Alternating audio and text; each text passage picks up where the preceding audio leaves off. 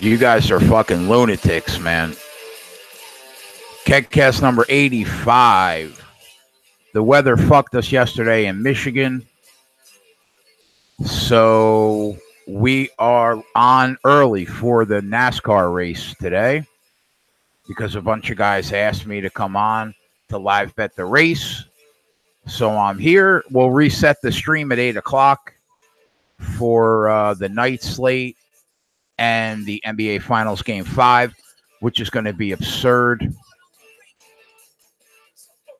So let's do this shit. All right, so really quick on the NASCAR race. Pre-race, I have 3/4 of a unit on Kevin Harvick to win.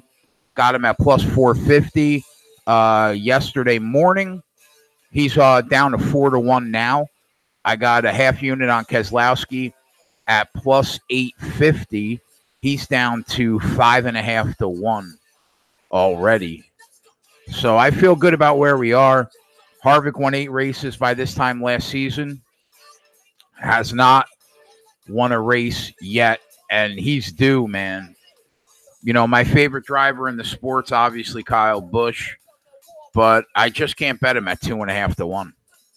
I just can't do it. If it looks like he's going to win the race with 30 or 40 laps to go, we'll live bet him at even money and make a score. But I feel good about where I'm sitting right now. If I was going to add one driver to the mix that I didn't bet pre-race, might be Joey Logano, might be Kyle Larson. Logano got the pull. Eric Almirola is on the front row with him. Harvick and Hamlin are in row 2. Clint Boyer, Menard, row 3. Kurt Busch and Keselowski, row 4. Suarez and Stenhouse Jr., row 5. And so on and so forth. So quickly, for people that don't really handicap NASCAR, because I'm a maniac, the first thing you probably want to take a look at are driver averages, how these drivers race in general at these tracks. Chase Elliott, although he has only been in NASCAR in the Cup Series since 2016, he finished twice in he finished in second place twice in 2016. Early 2017, he finished second. And then the last race of 2017, he finished 8th. Both races last year at Michigan, he finished 9th. So his driver average is a little skewed because he's only been there since 2016. If you look at the Cup regulars for the last decade, Brad Keselowski and Kevin Harvick are the 2 best finishers at this track historically. So that's good. That makes me feel good about where we are. Another thing that I look at, probably the most important thing to look at, is first and final practice speeds, the 10 and 20 lap consecutive averages, because that lets you know how these cars are going to be set up, at least going into the race. I mean, once the race starts, man, every time they go down pit road, they're tweaking their cars. So you never know, you know, somebody can tweak the right way and hook the right setup, and a car that wasn't that good in practice starts fucking killing shit live in the race, right? So we've done really well live betting these races because I think the market's soft. Live betting these races, the books haven't really caught up. It's the first year that I've even seen you be able to live bet NASCAR.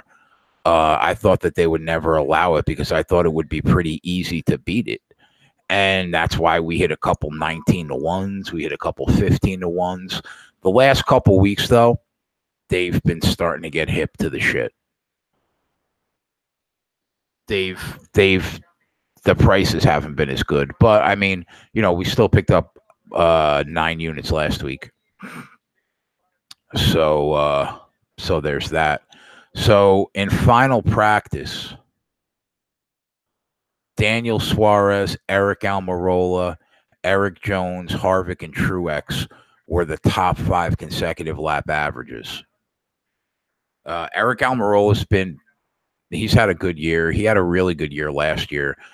Daniel Suarez doesn't scare me. He just doesn't know how to drive a stock car as good as, somebody like Harvick or Martin Truex.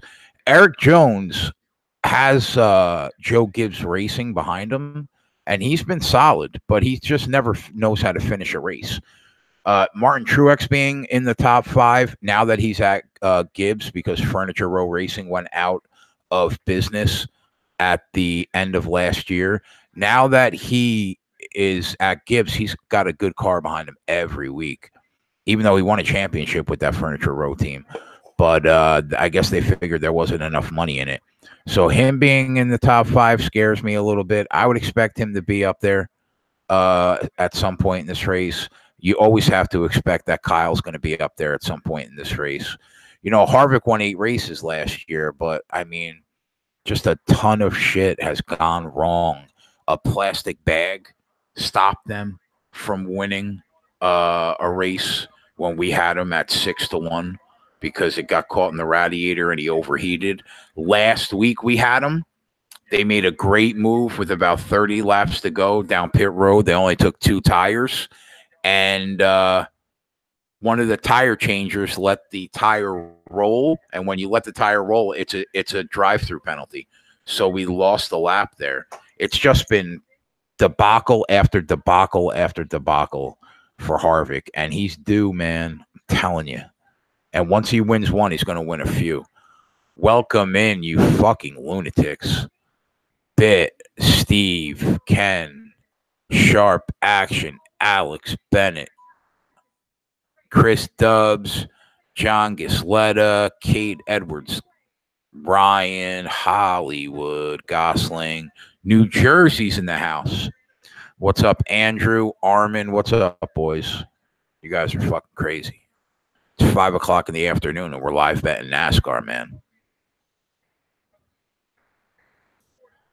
But I'd be doing this whether I was talking to you or not. So we got almost 20 people watching. This is crazy. So we're going to reset the stream at like 8 o'clock. And then we'll be on all night long. We'll break down props and shit until we're blue in the face later on. Twatty Latte Vagina Coffee checks in. Twatty, what's up, buddy? You woke me up from my nap. Did I? You did. You must have been like, what can this kid be talking about at 5 p.m.? That's exactly what I was thinking. What's going on? Nothing much, man. Did I hear you already telling the story of the fucking Walmart bag costing you $1,000? Yeah, man. Don't you judge me. I mean, that was $1,000 Walmart bag, bro. I laughed for about 20 minutes when you were telling that story. I know you did. It was fucked up because you lost money, and normally I wouldn't laugh. You couldn't help yourself, though. The story was so absurd, I had to laugh. That's all right. I see how it is, bro. I see how it is. I bet I saw one play that you had in the Mets and Yankees game. I bet. Did you send anything else yet? Yeah. Anything else out yet? Yeah. Okay.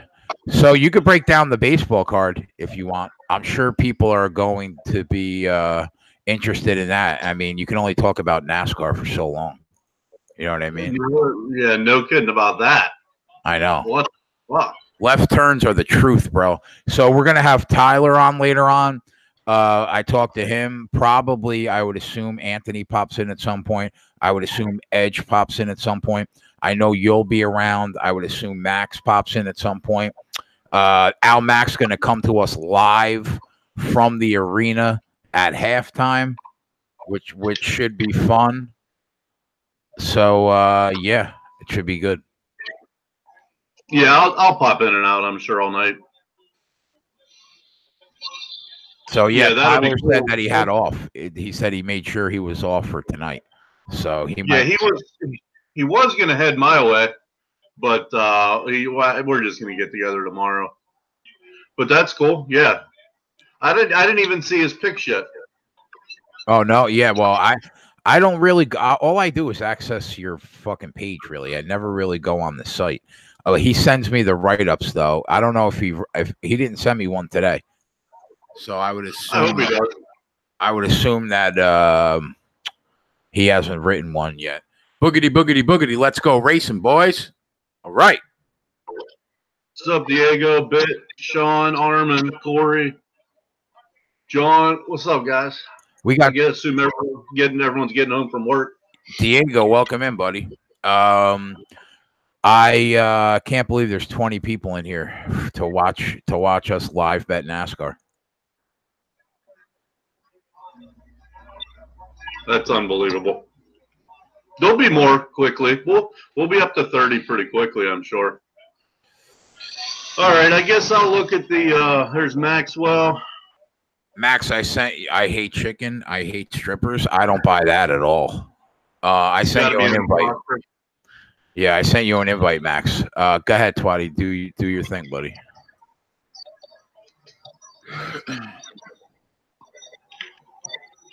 Hey, Jay.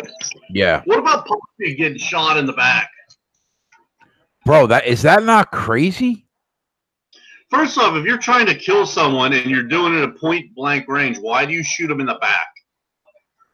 Did you see the video? Yeah, I did see the video, but they said that supposedly the guy that was next to him was a really famous television guy at the Dominican Republic. So I don't know. He might have been aiming at him. I don't know, man. It looks like he was definitely aiming at Big Papi, though. Yeah. What up, Max? Nothing. Just fucking procrastinating. I gotta go to fucking work tonight. Even though I said yes to the shift because this fucking other cocksucker is trying to fucking sneak in on my fucking job.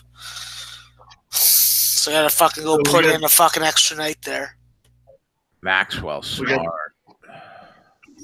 We got 3 people here that don't have day jobs and are degenerate sports bettors. So you basically had to protect your job by taking a shift that you didn't want to do? Yeah. That's exactly it. This fucking cocksucker Grant, he's fucking trying to fucking cut my fucking grass, and I'm just like, yo, I don't give a shit about your passive aggressiveness. This is my fucking job. You'll do what I tell you to do, or I'll find someone else to work for the shifts that my fucking other guy can't. I don't like this guy. I'm straight up about it. Max, you're working tonight with Toronto playing? Imagine. Yeah, I am, but we're showing the game, so that's all we're opening for. Usually we're closed on Mondays, but we're opening just to show the game because we got the fucking big screen. You got to slap that kid right in his face for making you work. Unfortunately, he's fucking 6'3" or 6'4", so I can't do that. I'd have to stab him. I'd have to stab him multiple times. You're gonna have to spring a leak. I mean, I didn't tell you to do all that. All I said was slap him. I mean, you're looking to stab the kid in the kidney. Yeah, no, I'm actually looking to stab him in his fucking leg and fucking what's that fucking artery on the inside of your thigh? That's the one I want to nick. I mean, it's amazing. I'm amazed that this stream is still up on YouTube. Yeah, I gotta fucking smoke some weed out of my my clean bong. I cleaned it just now, so it's nice and clean. And I gotta fucking smoke because I'm gonna be fucking high as fuck when I'm doing this shit. And obviously, I'll be the fucking loudest Raptor fan in the fucking venue because I'm just loud like that anyways. At least you will be able to watch the game. Like, the place is opening up, right? Because the game's going to be on? That's the only reason why we're opening up. Otherwise, we'd be closed. But, yeah, they're going to fucking do it up. It's actually going to be really easy for me to watch a lot of the game. So, I don't see it being an issue, and then I fucking make a couple bucks also, and I fucking let people know this is my fucking grass. If you try and cut it for me, I'll fucking kill you. All right, settle down on the "I'll kill you" talk, though. Wow, I get so angry. Fucking people just want to fuck with my shit. So, I took it in the drink hole. I lost about 2.75 units yesterday. So we were up over like 185, but now we're at about 182.50. Did you play my How many plays? weeks? No, remember I told you I woke up late. I hit the Oakland team total and Texas team total. That's all that I hit. And then I lost 2 bets on the Bruins game and hit the nice Lewis Hamilton. Anthony went like 9-2 yesterday, and the only one I tailed on that hadn't started yet lost, of course. So, but I'm on your plays today though, because I got up early enough, and they're all night games. Boys, I'm smoking some fucking awesome marijuana. I almost just had a fucking orgasm in my fucking mouth with terps fucking strolling through. Oh my god. That's how you know the fucking weed is good, when the terps are fucking sticking to the top of your mouth and you're like, shit, I'm having an orgasm in my mouth and you're not even eating exploding candy. What's a terp?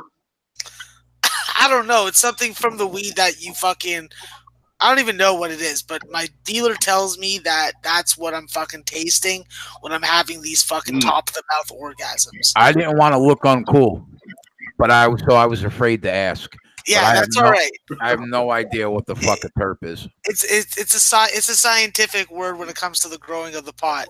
Chris Edge Sports, we need him to fucking do the definitions for this stuff. Huh. I just know how to fucking smoke the weed. He knows how to grow the weed. Yes, sir. So, but yeah, fuck, I gotta fucking get nice and high in the next like 30 minutes, and then I gotta go fucking eat, then I gotta go fucking wash my bloody face, and then I gotta put on a fucking shirt that isn't my fucking TSSC softball shirt. What time you have to go in? They want me there for 6:30, but I'm ignoring that and I'm going for 7:30. All right. I'm not going in the middle of fucking rush hour traffic. Fuck that shit. The game starts at 9 o'clock. How stupid is my fucking, like, how stupid is he? Does he think that people are going to be like, oh my God, we got to get down to supermarket out of all the fucking sports bars that already exist and we know about? Like, my place is not a sports bar. There's a sports bar across the street from us. So, Can you, how sick are you last night if you had the under in that hockey game? I did have the under in the hockey game. So what Oh the fuck? my God, man! Yeah, I know. That was a stone cold under. Oh They my scored God. like 3 goals in the last 10 minutes of the game. I could have cashed out 80% profit on my bet after the second period intermission, and I'm just like, nah, just let it ride. Boston's gonna win. I'm gonna go 1-1. I'll fucking lose a little bit of juice. That's about it. Well, fuck. I got fucking dump truck there. Yeah, that's a bad one, man. That is a bad one. Dump truck effort.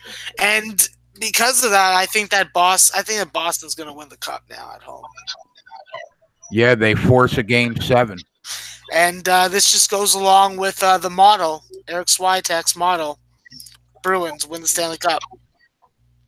Shout out to Chris Dubbs, who was on the Boston puck line. He said it in our chat all day yesterday. And Gogi also got on it live when they're up 1-0. Nice.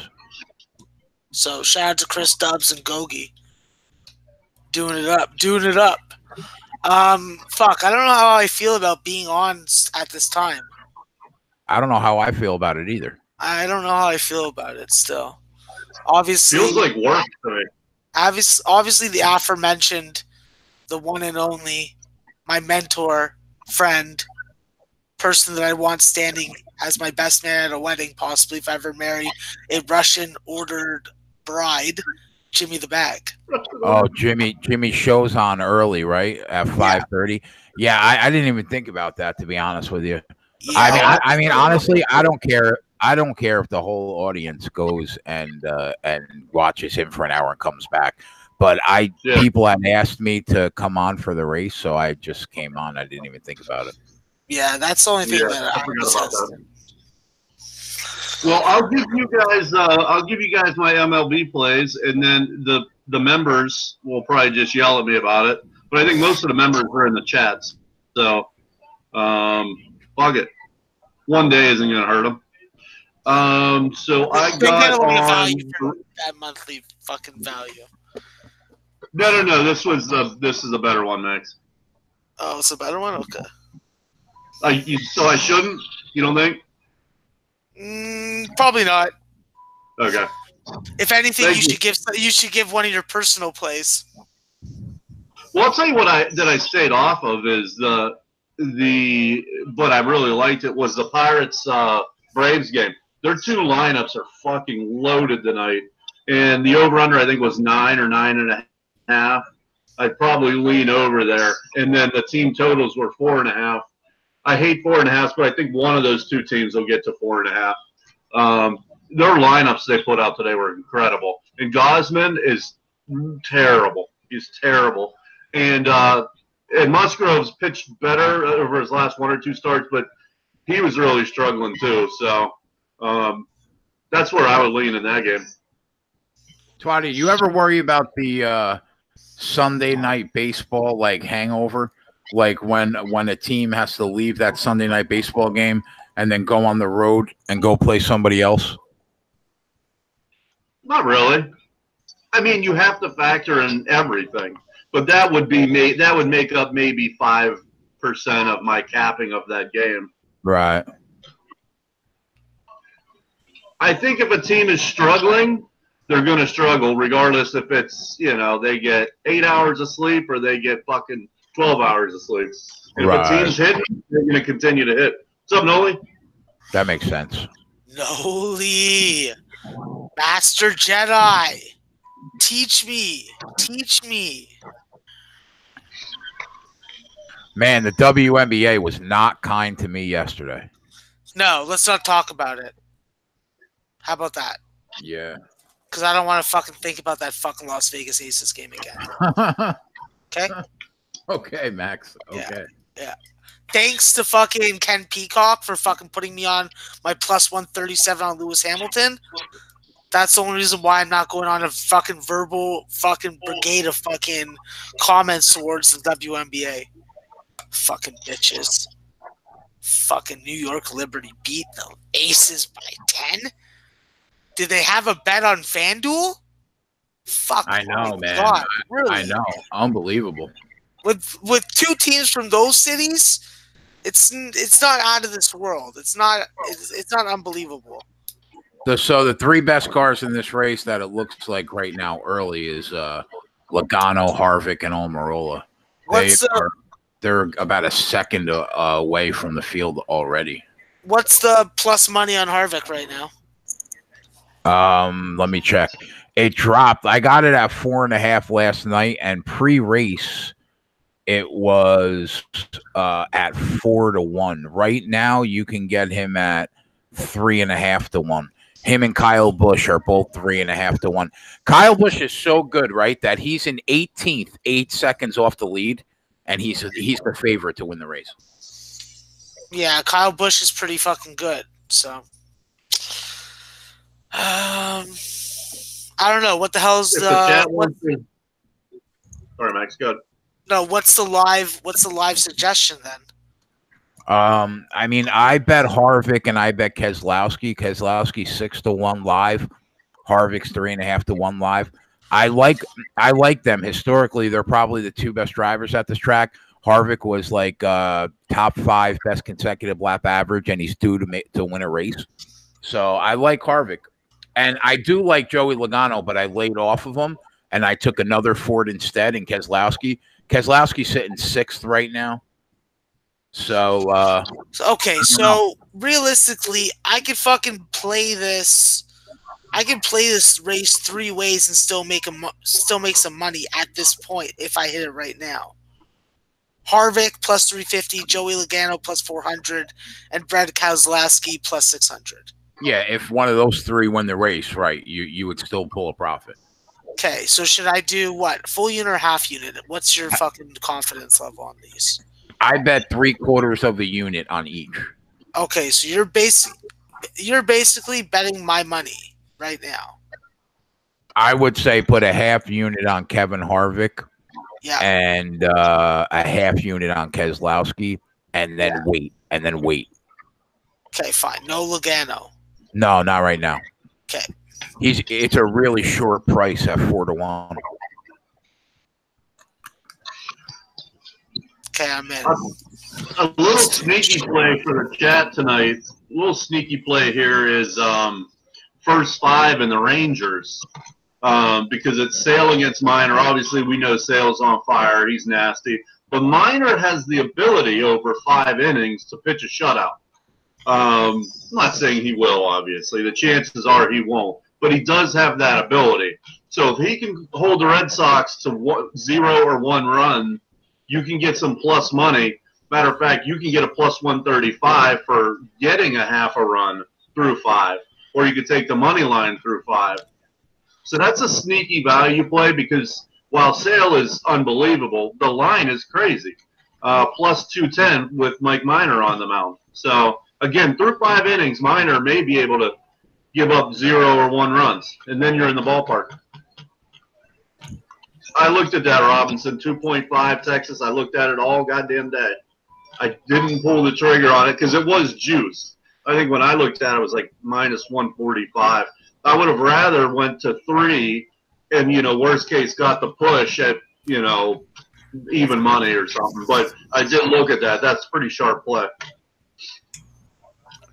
I don't see any that Rays Oakland game is 9 everywhere. Yeah, I like some runs there, actually. I know. Oakland, it was 8.5 though, right? I forget what the hell I got that. I think I got it at 9. Oakland's lineup they're running out there 2 through 6 is filthy tonight. They got power at almost every spot in that lineup. Yeah, over 3.5 looks juicy. And Morton, while he's a great pitcher, I mean he's got blow up potential. I'm looking at 9 at both spots, but at even money.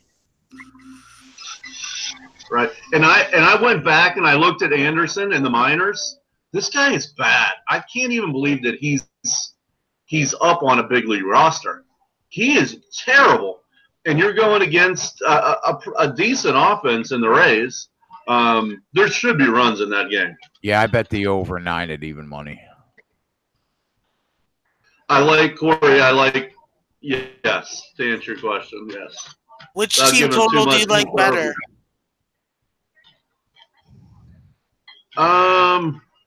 What are they?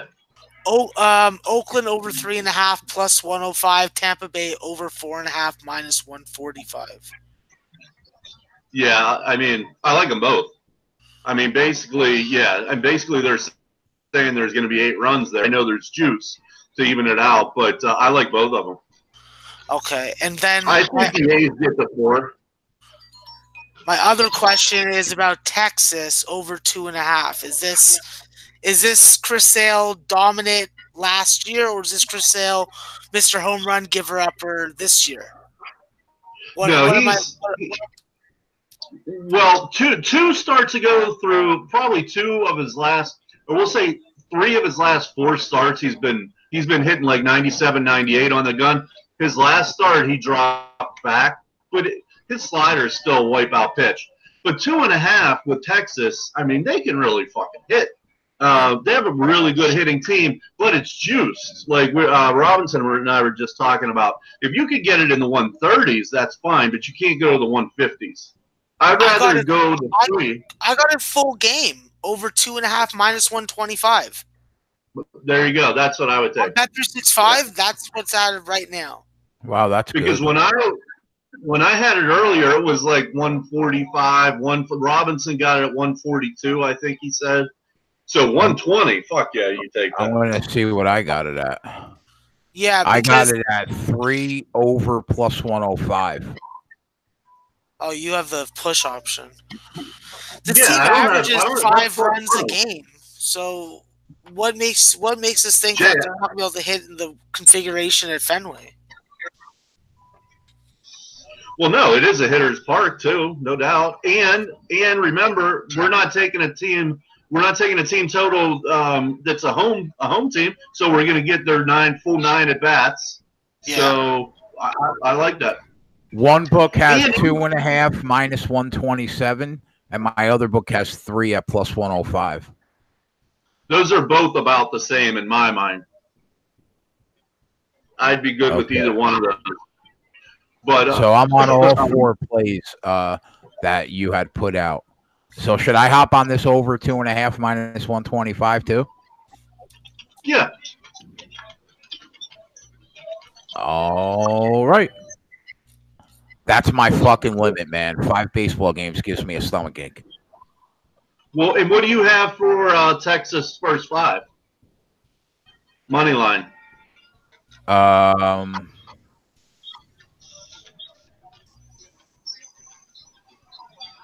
I have plus 188. Oh, woo! That's right there. Man, that's nice. That's nice. Because, again, Minor is more than capable of giving up 1 run. What do you have them plus 1? You have them plus a half in the first 5? I do. I have plus 120. 150? Plus okay. 120. Okay, yeah. Well, I'm glad that I hit the over 4.5 because I just saw 2 books move up to 5.5 on Tampa Bay. Nice. Yeah. So that makes me feel a little better. Heck yeah. I summoned picture, the Peter Loshak in me. Loshak. Wait, what did you bet? What did you bet? Team terrible. total for Tampa over 4.5? Yeah, minus 145. It's juice, but like Twatty said. The pitcher, Anderson for the Athletics has been bad even in the minors. You know, I look at his whip and I look at his Ks.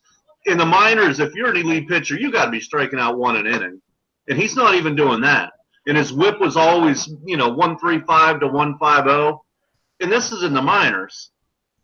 So, yeah, I mean, the Rays should get to him. But I think that the Athletics with the lineup they're running out there today should get to Morton as well.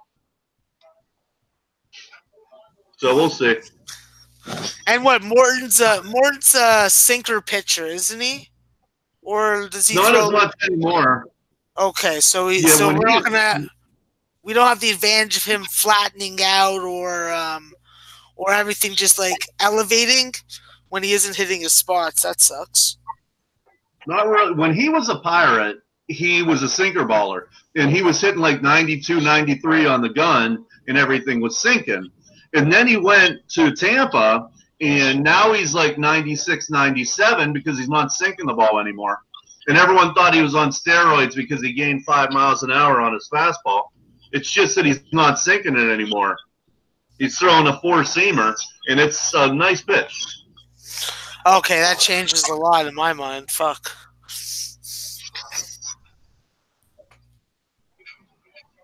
Teddy B said, Keg, big shout out to our boy Ski. Why? What happened? Did Ski crush it yesterday? Well, Ski's been crushing it all fucking year, and he does it like a gentleman. Yeah, he does. Yep. Oh, he joined Wager Talk? Oh, wow, nice. Wow. Oh, awesome. I didn't know that. Congratulations, Ski. Wow.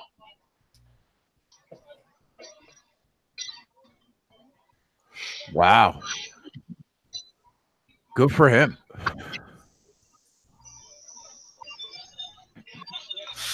Better be selling fucking for top dollar, though. I want to see him selling his fucking picks for $9. That's fucking for sure. Is that a shot at me? No, I'm talking about like the people on that freaking site that sell their picks for $9 a day. Oh yeah, I know. Hey, If it was a shot what's at you, up, I'd be like, Twatty, hey, fuck you. You know, I wouldn't like beat around the bush about it. Dave, yeah, Wager Talk we're is pretty big, yeah. Yeah, they're big. They're the biggest, right? He's probably gonna fucking get to meet Kelly in Vegas. I'm so jealous, you lucky fuck. Oh, Kelly in Vegas. Kelly in Vegas. Wow. Yeah. Fucking dreamboat wildcat there, girl. Makes me want to watch. Does she know that she has a stalker yet? I'm not a stalker, okay? I just fucking come out and freaking say shit about her online. I don't have time to stalk someone, Twatty. And what would be the point of that? So I could jerk off? Fuck that. I like the real thing. If I could pay her fucking 10 grand to fucking bang me, then yeah, I'd be down to do that.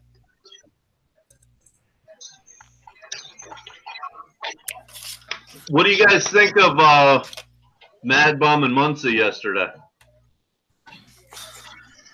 I heard it was a 1-0 game. That's about it.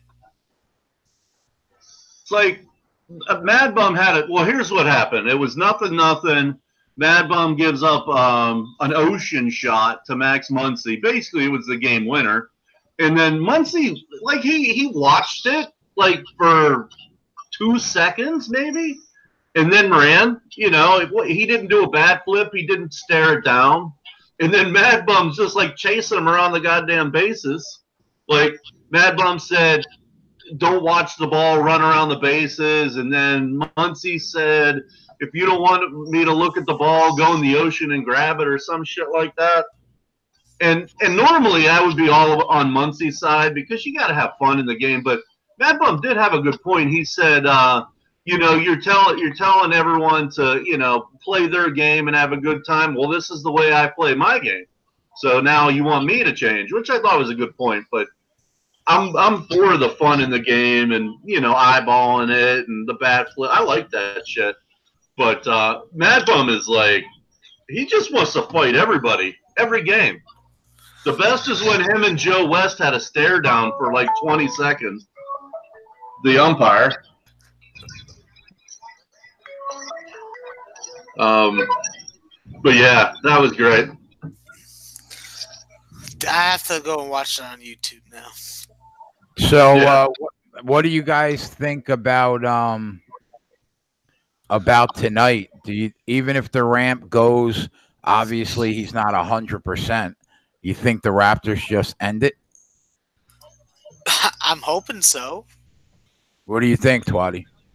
But I'm biased. It's so hard because I don't know. Is KD? Well, first off, we don't even know if he's going to play. Let's assume he does play.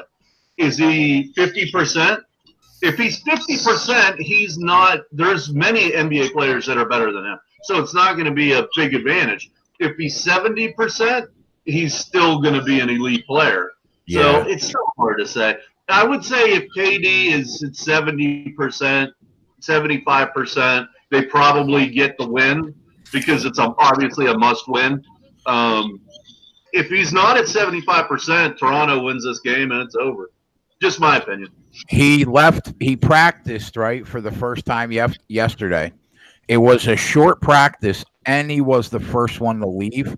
And when he left, he had 2 huge ice bags on his Achilles tendon, which a lot of people have been saying, like, they said it was a calf strain, but like insiders on ESPN have been saying that they thought it wasn't a calf strain. They thought it was more of an Achilles issue. And he left with 2 big ice bags after a really short period of time. That leads me to think he probably doesn't go. Dave says he's trolling them with the ice bags. Mind games. Dave says Warriors are going to piss off the world again in 7. Well, the Raptors, they don't play those mind games because they're led by Kawhi, so I'm sure that they're just going to go out, be emotionless, do their fucking job, and then if they win tonight, then they'll celebrate. But I think that Matt is right. If he is 75%, there is no fucking way they lose this game tonight. Yeah. Not saying that they won't lose the series. I think they could still lose the series. Toronto has shown they're capable of winning at Oracle, even though it was without Durant. But I would say back against the walls and Durant is like 70%. They can't possibly lose this game. Jay, hey guys, what's the plus money for the Warriors? It's even money now. It's like minus 107 for the Warriors. Yeah, I think it's minus money on both sides, but barely, right? Yeah. Wait a second. Yeah. If I was Wait, close wait, enough wait. to you right now, I'd drown you with a bag of fucking sour peaches. No, wait, the series number is the same? No, not the series. I was talking about the No, game. Oh no! Oh, the Raptors are minus like 550 to win That's the what I series. was gonna. That's what I was gonna say. Can you get Golden State plus 500? Plus No. 350. Okay. Actually, it dropped substantially. The Raptors are now minus 390. After I'm seeing 450. after game 4, my book was hanging like a minus 600, and right now it's minus 390. Comeback on the Warriors is 3-1. The Raptors to win tonight is to win the series 4-1 is minus 110, and for them to win it 4-2 is plus 350. Yeah, the actual money line on tonight's game, the Raptors are minus 105 and the Warriors are minus 112.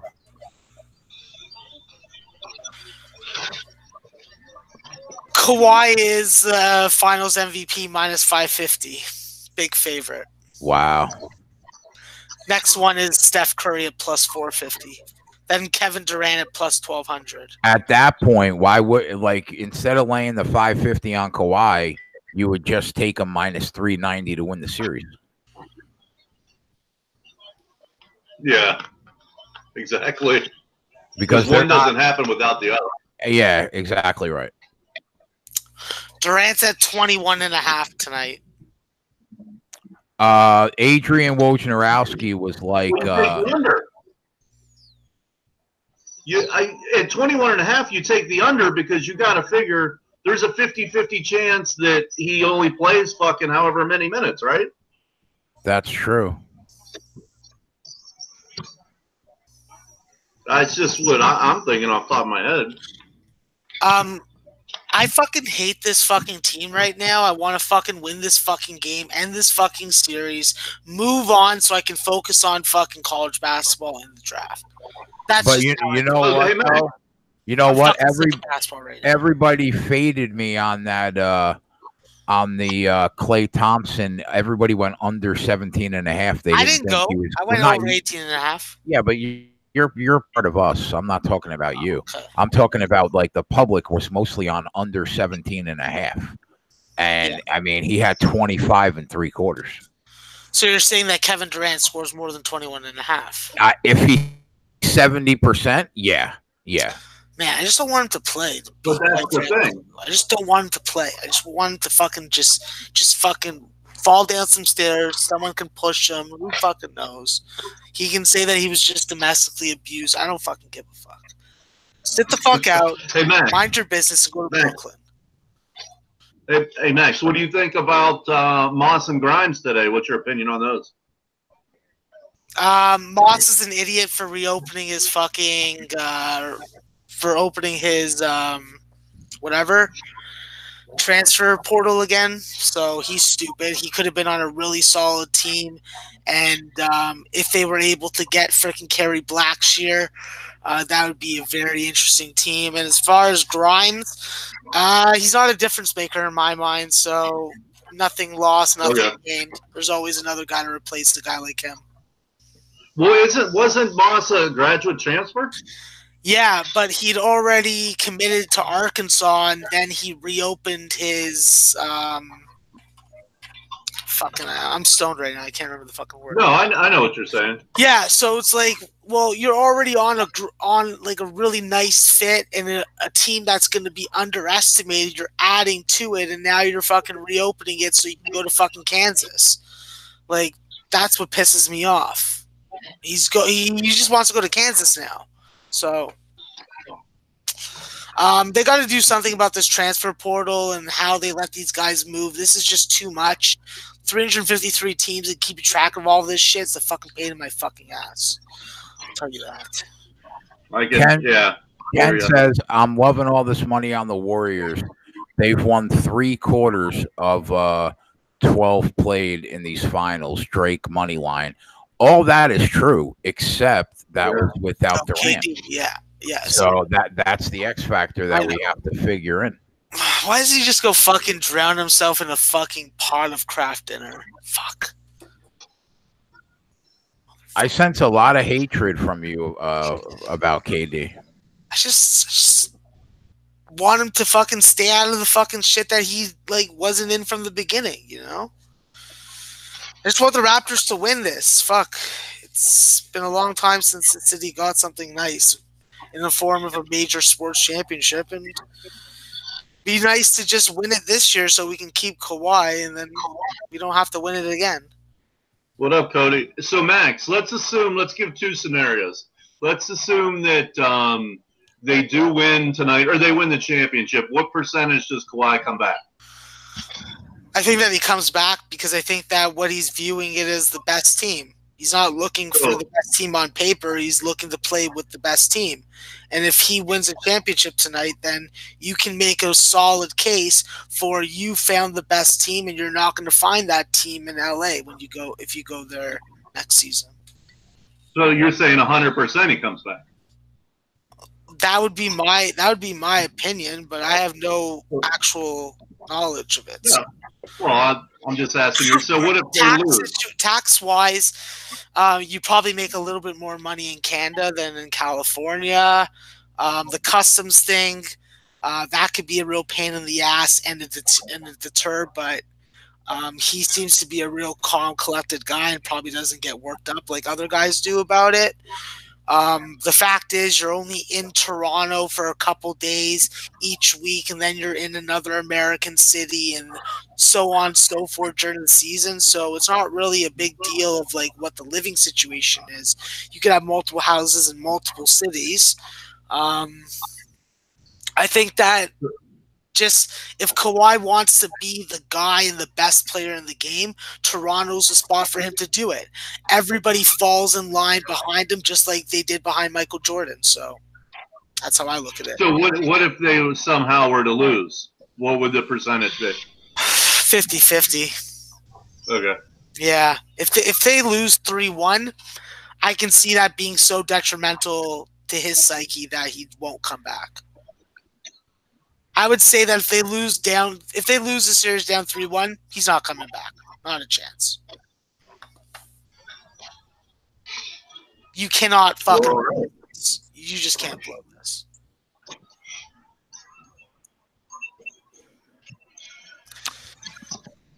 But I'll tell you, it is worth thinking about if they really are pushing Durant to play.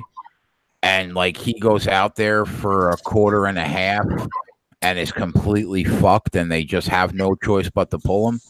That under 22 and a half is a lock.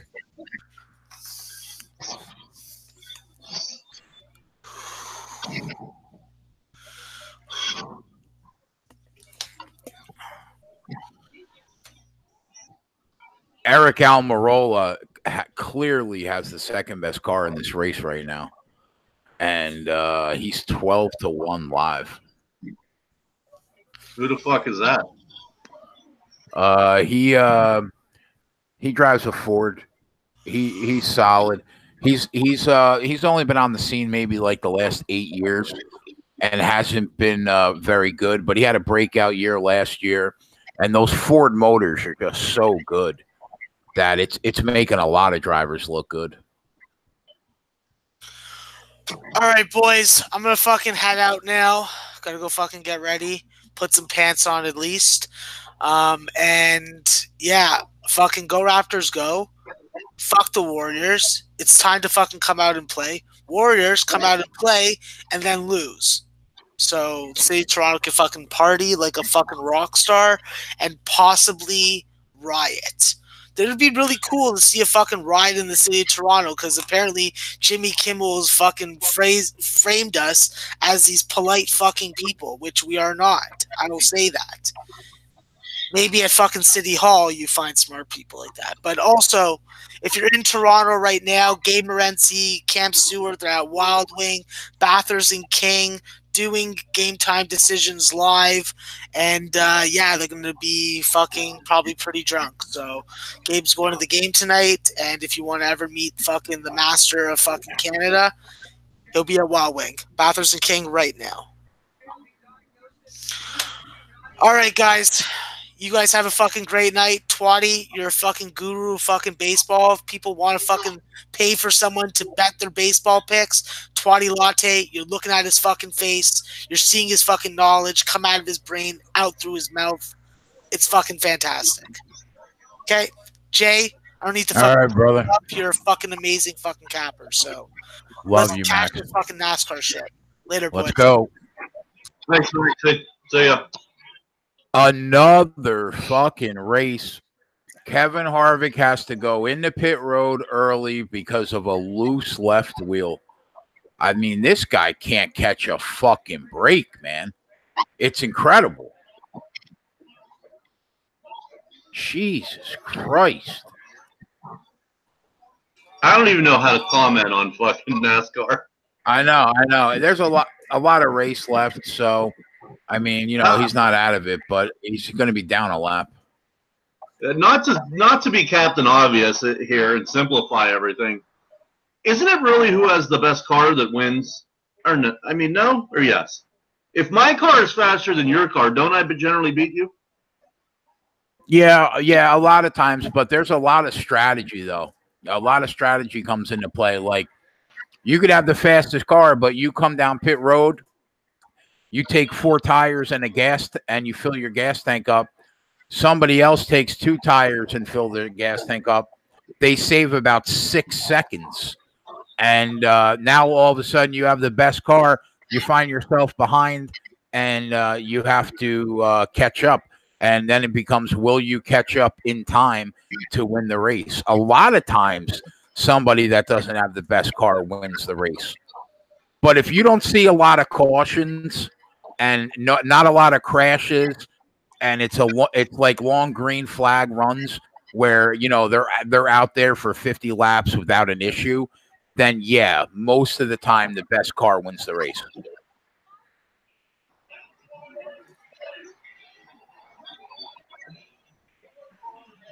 Yeah, I kind of figured that.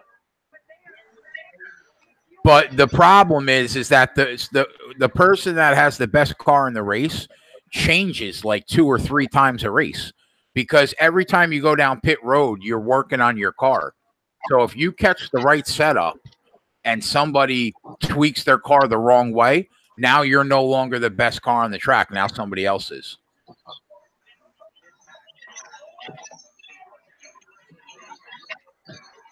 Well, I learned something today then.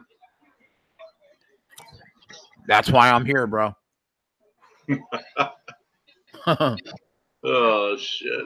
So, Jay, what are your thoughts on the game tonight?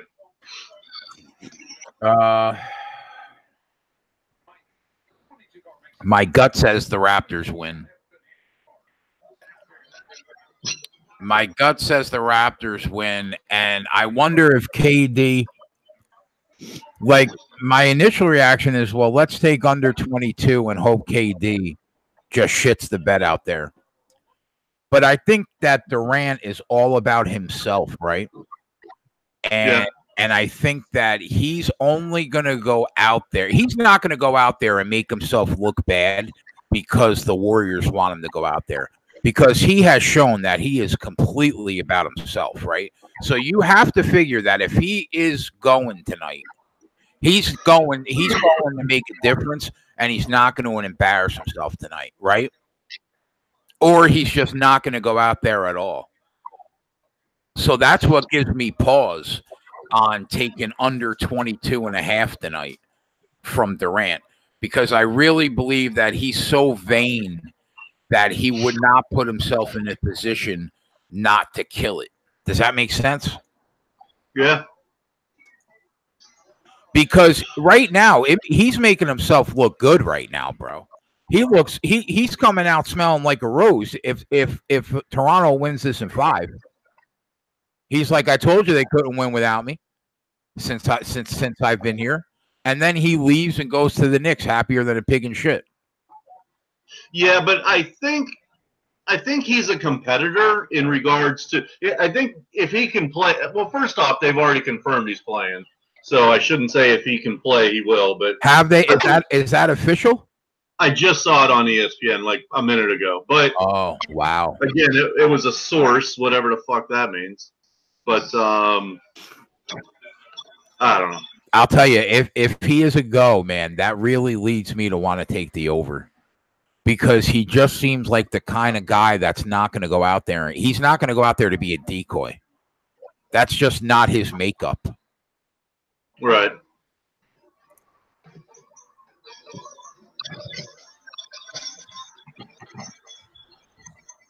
Well, Cyborg, I'm reading some of the ESPN headlines. Cyborg to test market. To test the market? Where's she going to go? I don't know. Is it one? There's the UFC, and then there's everybody else. I guess, yeah. I guess the second biggest promotion right now on the planet is probably one. But I don't know if they have chicks over there. I would assume they do, but I've never really looked. But I mean, they got Mighty Mouse, they got Eddie Alvarez, they got Sage Northcutt. You know, they're starting to pull fighters away because they're probably getting paid really well. Is that based out of Japan or something? Yeah. Or China. I think Japan, though. I think. We didn't talk about.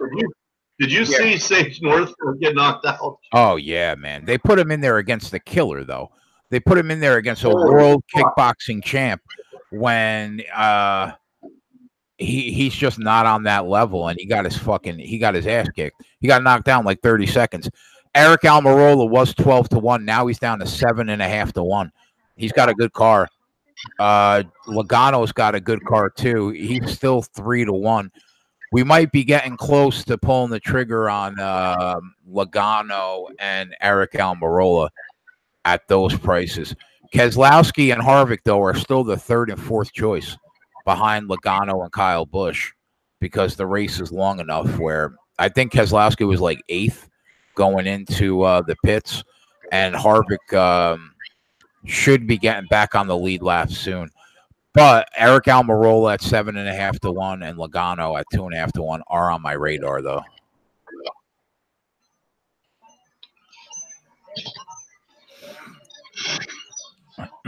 Someone was saying that it was raining in Atlanta. If I can get an update on that. Someone in the chat said that. I appreciate it.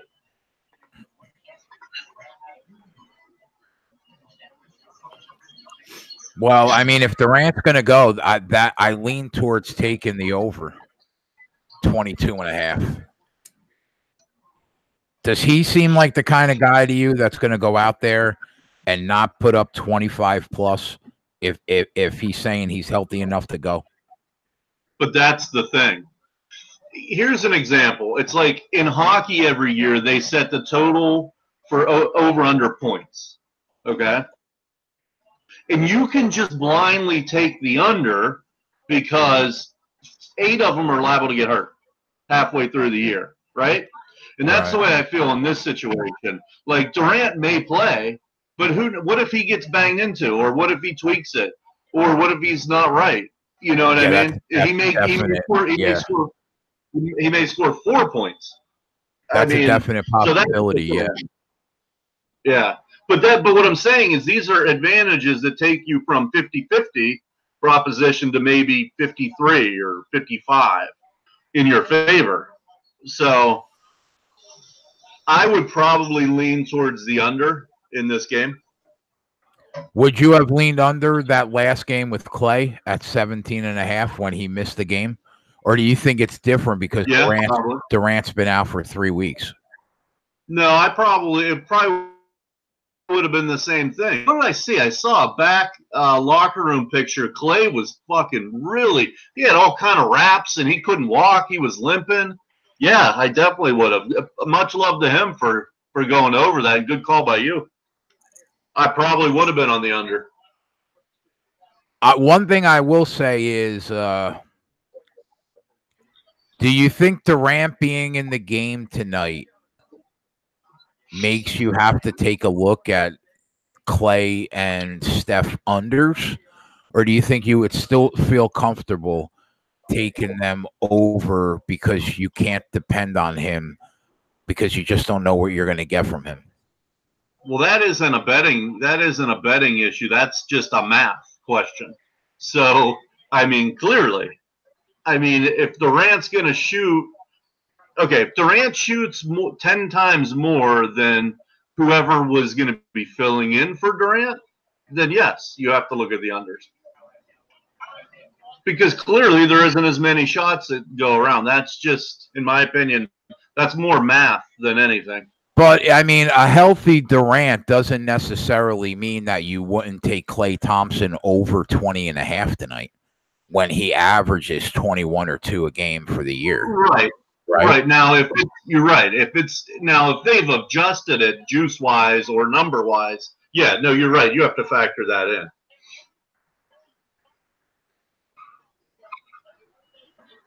Wow. Can you listen to this, Matt? This is what I mean about these legal sports books that you just don't see on the offshore market. Klay Thompson at DraftKings right now is 23.5, and the over is plus 125. His line on FanDuel is 20.5, 3 points less. How about that? You wonder who's sharper. But Ken rebutted me, and that's fine. He's got a good point. He said no, they'll be getting more open shots by having KD on the court. So I mean, there's definitely different ways to look at it.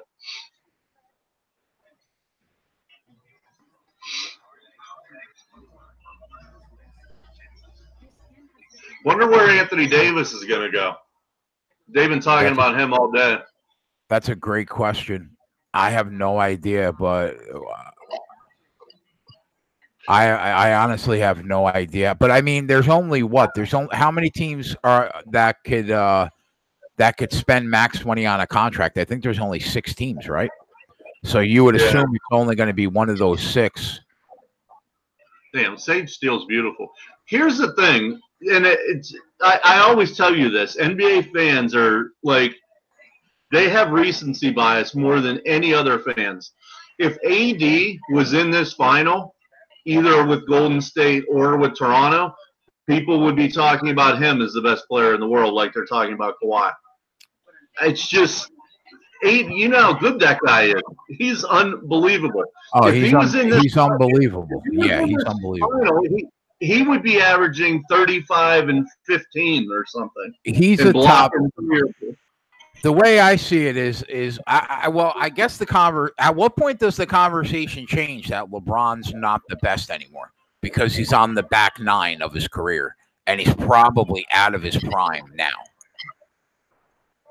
Right. What I'm saying though is NBA bettors and fans, it's daily with them how it changes. The best team, the best player, everyone changes. I agree completely, but don't you think but for the last 5 years, even with all the recency bias, it's always been LeBron's the best player in the world, Durant's the second best player in the world, and then there's the rest, right? Even through the recency bias. Well, and I think that's, in my opinion, and obviously we got a ton of smart people in the chat. In my opinion, those days are here. You can start looking at other players over LeBron. He's still, I don't know, I may still say he's the best player, but at least there's a debate where 5 years ago, I said, no, he's the best player. There's no one close. Now there's definitely a debate, in my opinion. I agree. Yeah, he's at the age now where I agree. So if that's the case, you would just say the top 5 player in the world, is what? Is LeBron, Durant, Harden, Anthony Davis, and Kawhi, right? Would that be your top 5 in the world? Well, you just left out AD. And like I said, you could plug AD. I said AD. Oh, did you leave KD out?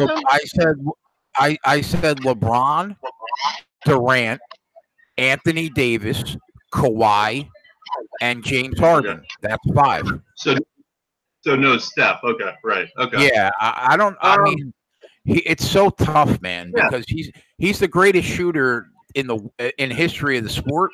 But is he one of the top 5 players in the NBA? I don't know. I wasn't debating that. No, I would probably agree with all 5 of those. Yeah.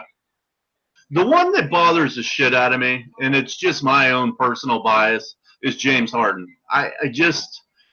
He's such a good scorer. He's such a good scorer that we look past that he can't guard anybody. And it's not even that he can't guard anybody. We look past that he completely doesn't try to guard anybody.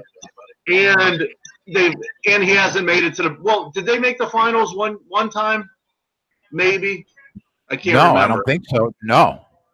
Yeah, okay. And he hasn't made the finals. I'm not a fan of him, but I guess, yeah, you still got to put him in the top 5. See, like Ramon says, Curry gets the shaft, huh? I don't know. I don't know. It's so tough. I don't know who would be out. Robinson says you forgot Devin Booker. Is Devin Booker one of the 5 best players in the league? He's trolling. He may be top 10. I don't know. Maybe. He's a nice player, though. But he seems like he's very one-dimensional. He's a volume shooter. And that's really what he brings to the table.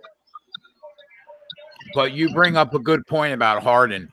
Can somebody be a top 5 player in the league when they play no defense, at all? And it's not even that he can't. It's that he just has no interest in it, which pisses me off even more. If you try and you're a little slow-footed and you know that you get beat to the hole, but you're trying, then okay, it is what it is. But he just completely olays people and says, go ahead. That's the thing that pisses me off. Yeah.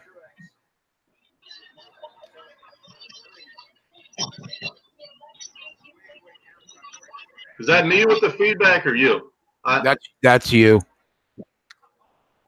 I got nothing. I don't know why it happens. Sometimes it happens. Sometimes it doesn't. Jump shot Jordan says Blake Griffin. No way. I like Blake Griffin a lot more than most people do. He would be right there. I'm putting Klay Thompson in before Blake Griffin. Ooh, I'm like I said, I'm a little higher on Blake Griffin than a lot of people are. Ken Peacock says he would put Paul George in there before Griffin. I think that's fair too. Yeah, but we're right there around 10, 8 to 12. How about Westbrook?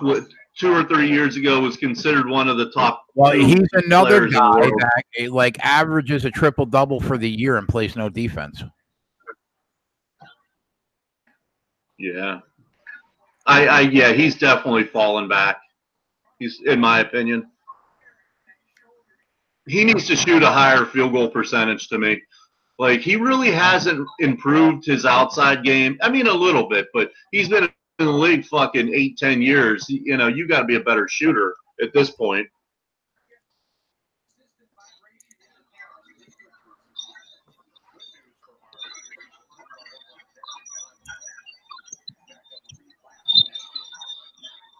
Bushwick Bill passed away. Ghetto Boy. Who's that? He was, remember the Ghetto Boys from, well, you're not, it was early 90s. No, I don't remember that.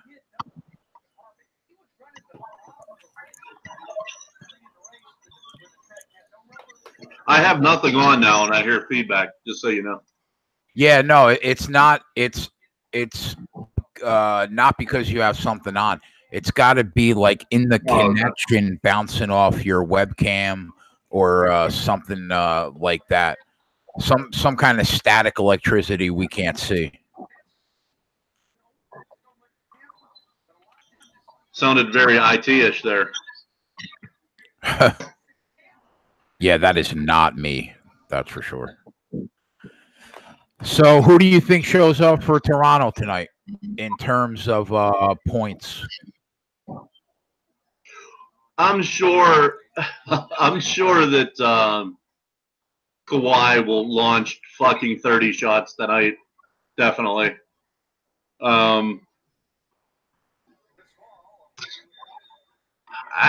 I would say obviously he's gonna be the lead horse, no doubt.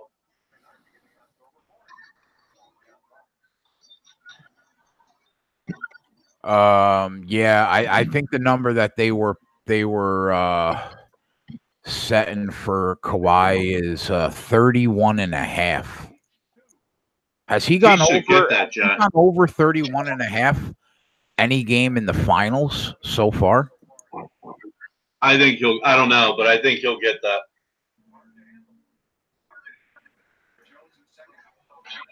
So Ortiz loses a gallbladder, intestines, and part of his liver? Jesus. Wow. Something like that.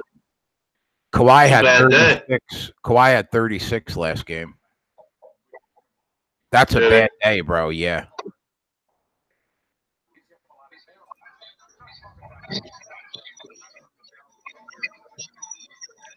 Oh, Jay, he's gone for 30. What, bud? I'm gonna pop out and pop right back. All right.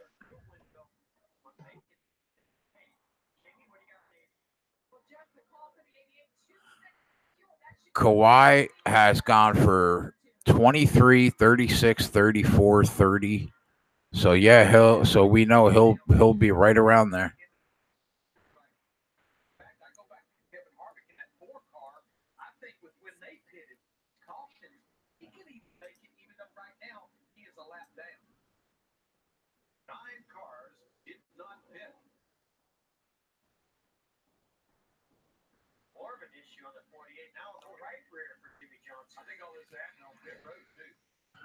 Al Max on the Raptors tonight.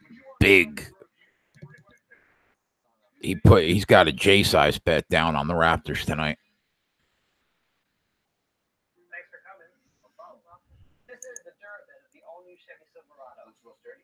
It has available LED cargo area lighting. Twice the entire range. It even offers a built-in 120-volt outlet. Plug that in for me. Yeah, I know, Ken. I had it too. And I had Van Fleet too. He fucked me. Oh no, not Van Fleet. Green. Danny Green. He scored no points. I had him over 8.5. But we hit the other 4 though. We went 4 for 6.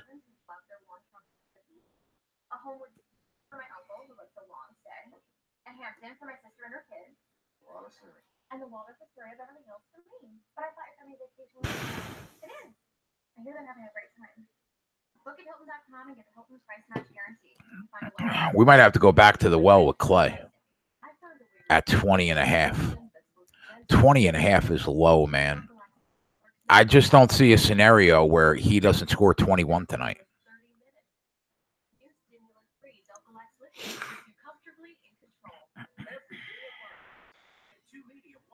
20.5 in the over at even money.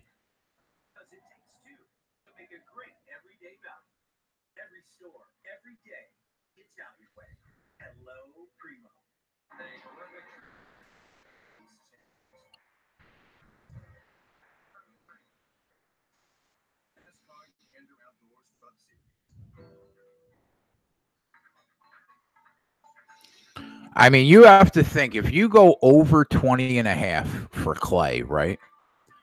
And over 22 for Durant, you're not going to lose both. Can you lose both?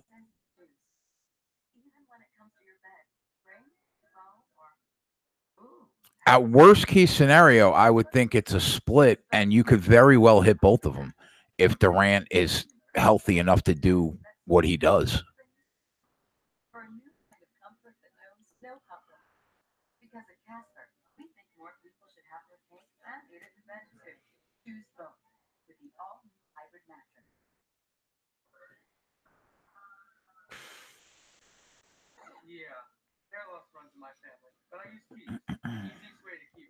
Durant's been good to us. I mean, Klay Thompson props have been good to us.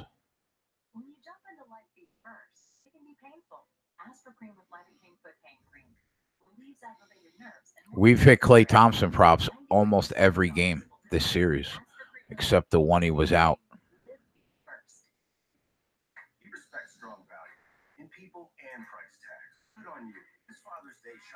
They're hanging 2.5 threes for Klay again, and 4.5 for Steph. I think both of those hit.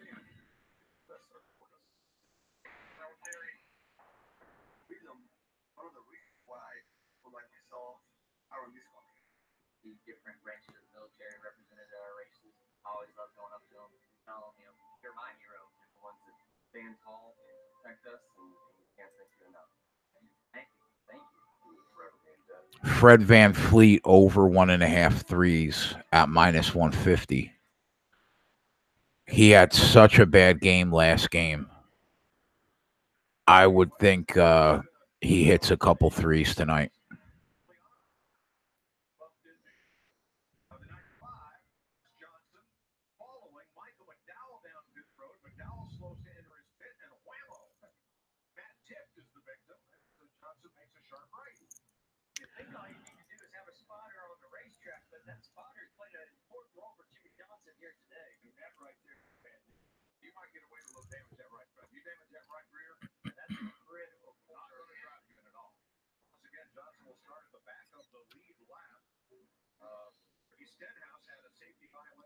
We're about 25 laps away from halfway. Right now, Joey Logano's plus 160. He has had the best car. He's led most of the laps, but he has not pulled away from like 5 drivers. Keselowski's in the top 5 now.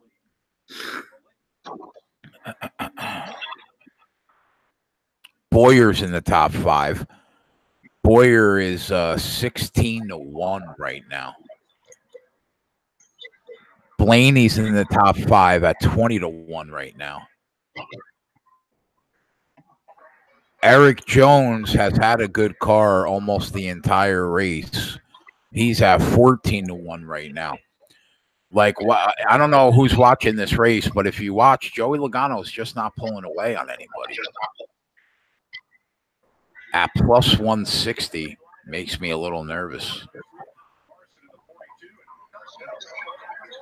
Kyle Larson making his way.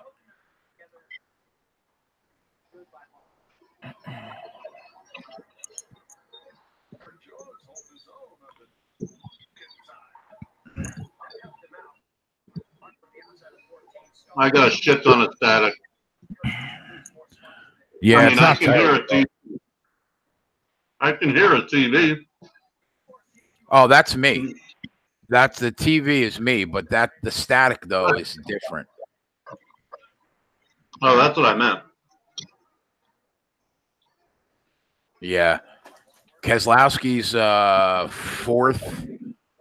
Kyle Larson's got a good car. He's coming too, man.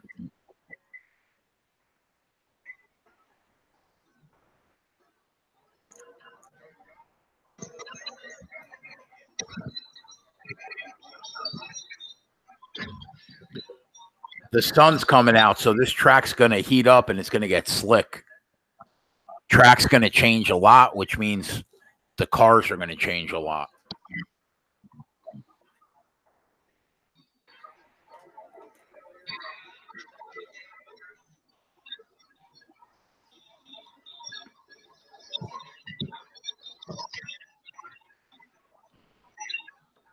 How does that help me if you hit a parlay?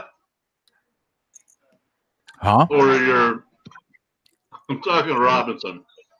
He's always busting my balls about this deep V. I don't know what you're talking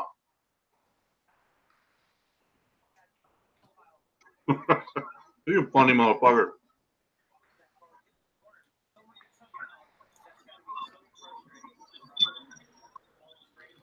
I'll get you a deep V though. I'll get you one for $19.99. Huh? I sell them.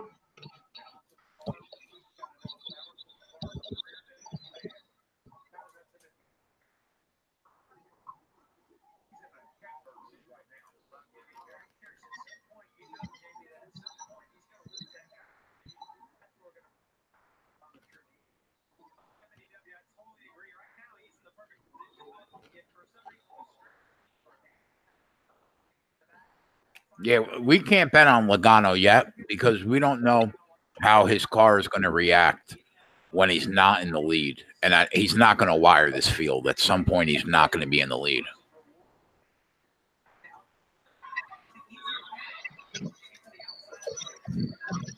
Anyone else think that Sage Steele's hot?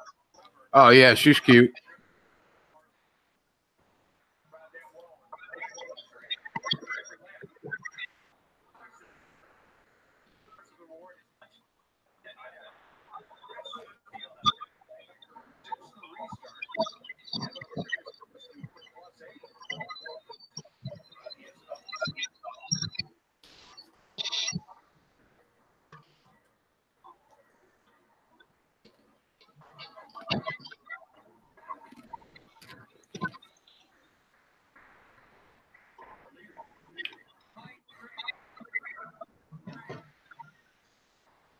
So any other baseball picks?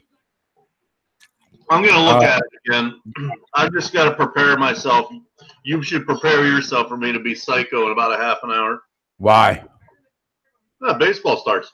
Oh. I can't get through a night without throwing something or acting like a little bitch. Yeah, I know. I'm the same way, bro. Tyson Fury fights on Saturday. Kind of excited to see that. Who's he fighting? Schwartz. Schwartz is undefeated, but I haven't watched any film on him or anything.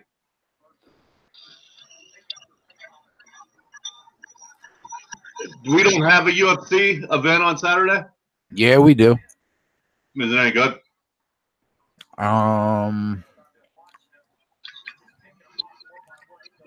I usually don't look at anything on Monday because of my fucking hangover. Oh wait, maybe we don't. Fucking fly. What the fuck?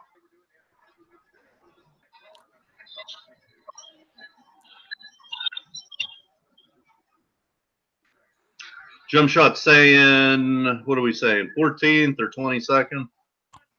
Bro, let me tell you how happy I'll be if I get a week off from not having to watch 45 hours of fight tape and write 4 articles.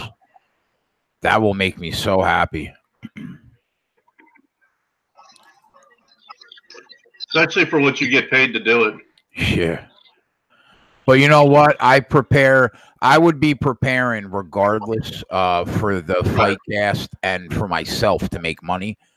Right. But I mean, yeah, I still spend about 3.5 hours per article. So it takes up time. No, we have no UFC this weekend. So I get the week off from fight tape. That's awesome.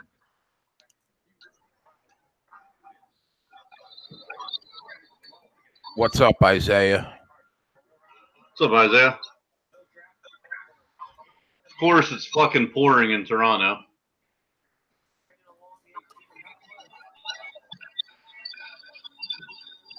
Hopefully it's not raining during the game. Those guys can have some fun.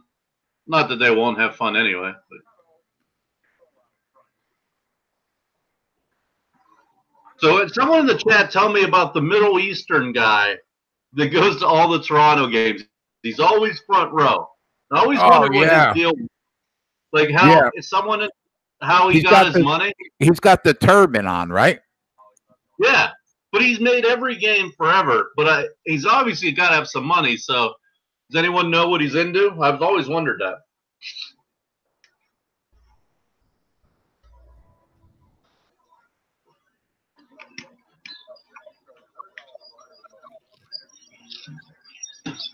He looks like he's got a shit ton of money, though. Well, yeah, because he's always front row. Yeah. And I've been seeing it for years. He owns a car. There you go. He owns a car dealership.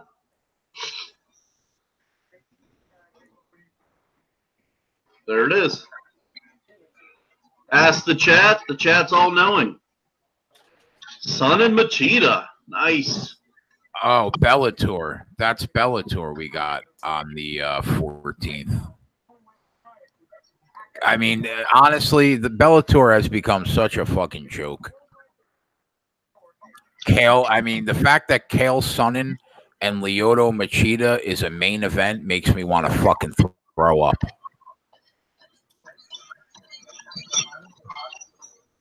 So you clearly think they're washed up. I think they were washed up a decade ago. They both have CTE.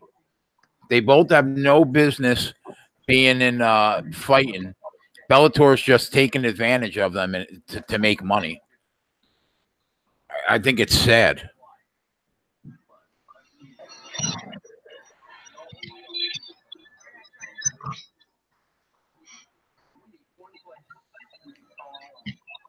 But I will say that I do think that Bellator has two of the best lightweights and one of the best welterweights in the world.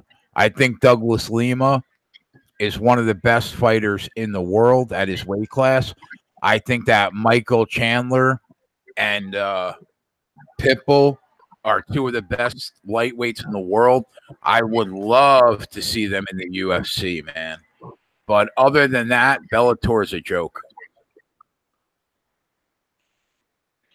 Jay, I'll tell you what, Saturday night was good to me. I'll tell you that. Holy shit.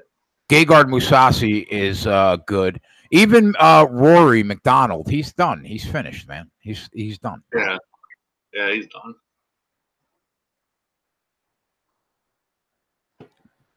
Yeah, Saturday night was fun.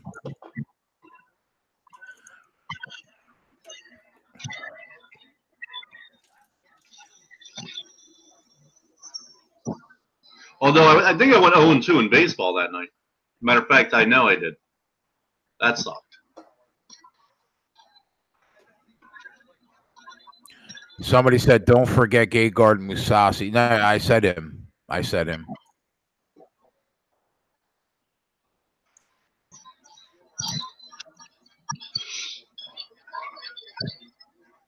We got Keselowski in the top 4. Kyle Larson right now is 8.5 to 1. I'm gonna take him for a half unit.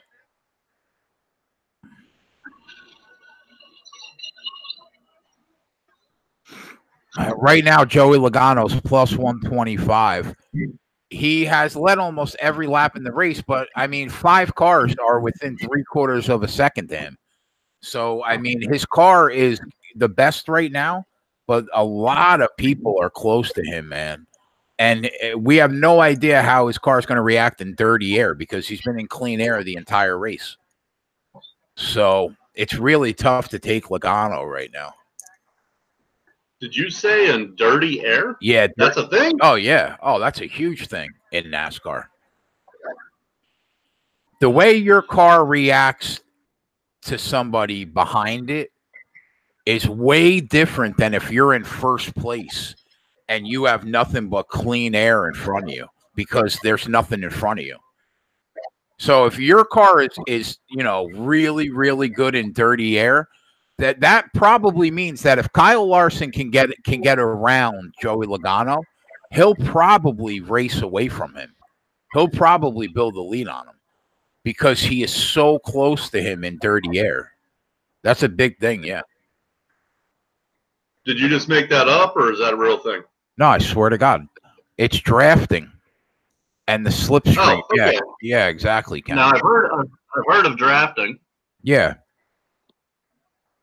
But I mean, it's not saying much though that Logano can't gain any kind of lead on these guys in completely clean air.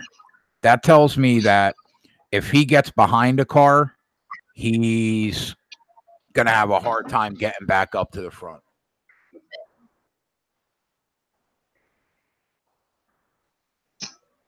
I mean, you got 6 cars right there within 3/4 of a second.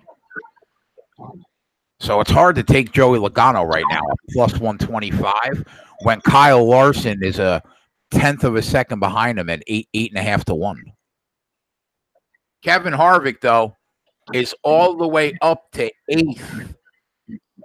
He's making a move, boys.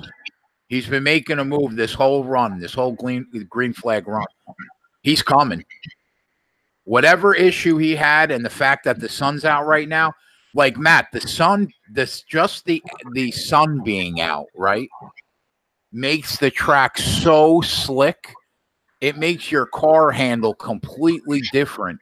Like when they started the race, it was a lot of cloud coverage. You didn't see the sun, so the track was colder. Car handles completely different when the sun's beating on it. It's really crazy, man, how intricate it gets. Yeah, that is crazy.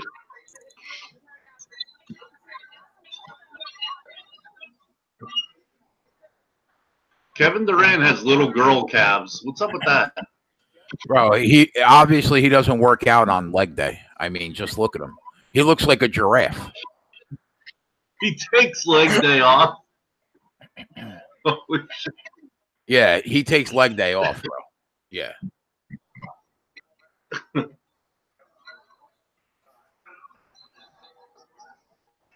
You can get Kevin Harvick right now, even though he's in 8th, I think. He's still second choice to win this race right now, boys. And now you can get him at 8.5 to 1. He is coming.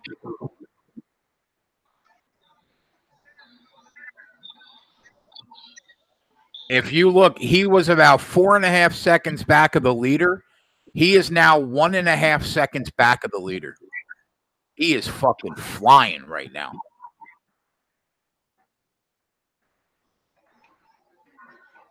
We are live. And we got Keselowski. He's in 4th.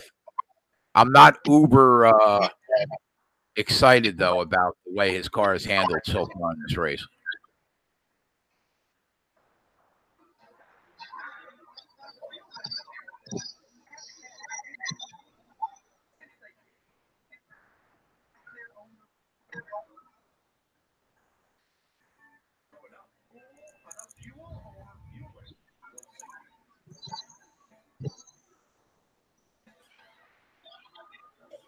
How many more laps?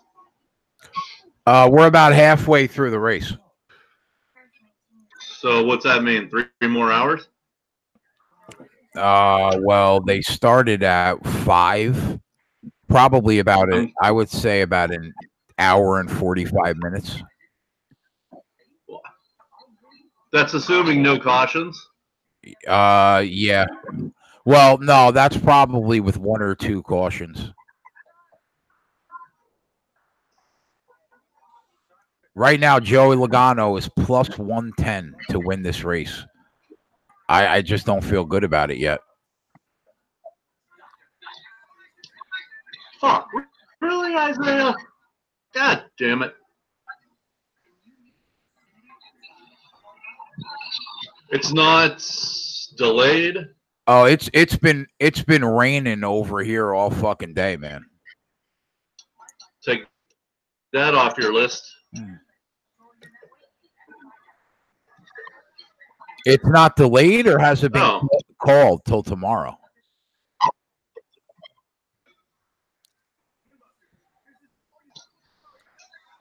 Son of a bitch. We had, in that game, we had first 5 Yanks. Doubleheader tomorrow.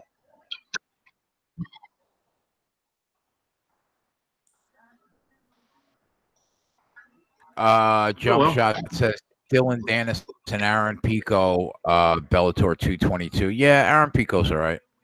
I think the hype is a little crazy, though. Dylan Dennis is all right, too. Is that the one that was going to get in a fight? Someone wanted to fight him, like in the locker room, or was it Khabib's boy? Connor? Is that? Oh, that's Connor's boy, right? Dylan? Yeah, I think he was in that. He was in the fight. He was in the altercation after the McGregor Nurmagomedov fight. He's Khabib's boy. I think he punched. That's what I thought. Yeah. He punched Conor McGregor in the ring. Yes, that's what I was getting at. How was he fighting? I think the UFC banned him. That's right. Yeah.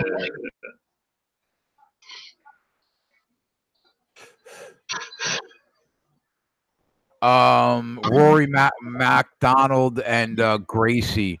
Yeah, I'm not a Rory fan though. Like I'm not a Rory fan at all. Or Khabib got into a fight with Dennis, I think. Dennis is Connor's boy, right? I don't know. He was involved in the Dennis altercation. Conner. I think when Khabib jumped out of the octagon, him and Dennis fought.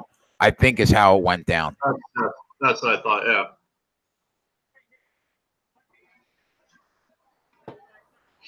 Yeah, Khabib jumped. Right. Khabib jumped the fence. Yep. Yeah. So the Red Sox sent a plane to the Dominican to bring Poppy back. Yeah, I would want to be in a Boston hospital too, rather than in Caracas, or I guess Caracas is Venezuela. I don't know. I'm not a Rory McDonald fan. I think he's finished and he doesn't even know it yet.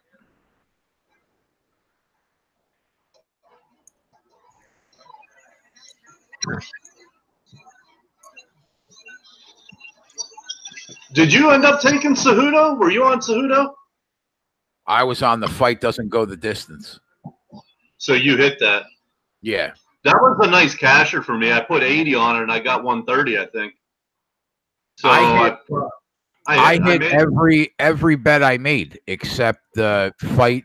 The fight would go the distance in the Shevchenko fight, and one other one. I can't think of. The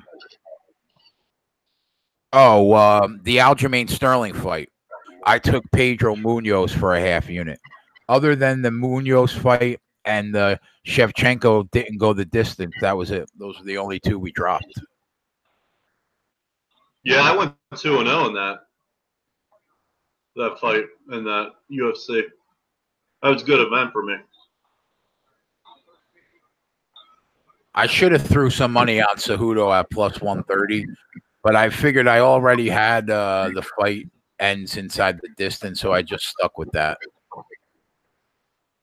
I should have had money on the Tony Ferguson fight ends inside the distance too.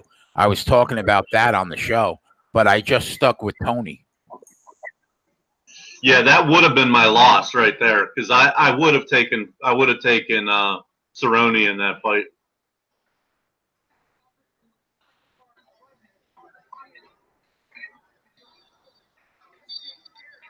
It is pouring in Toronto, like buckets of water. Jesus. What's up, Rob?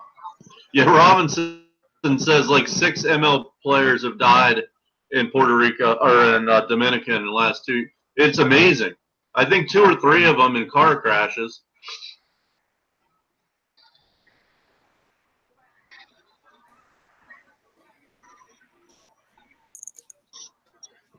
Who does not want to see the new Men in Black? That would be me. How are you going to have the name of your movie Men in Black and then you have a woman? Does that make sense? Everything's equal opportunity now, bro. Yeah, I have no problem. But the name of your movie is Men in Black. So I don't know. Just saying. Holy shit.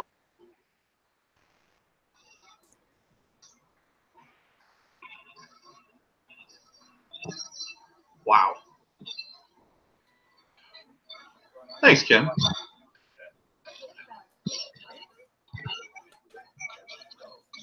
I didn't know that actually, Ken, although I'm not a UFC fighter. I didn't. Did you know that, Jay, that if you blew your nose, that would happen? Yeah.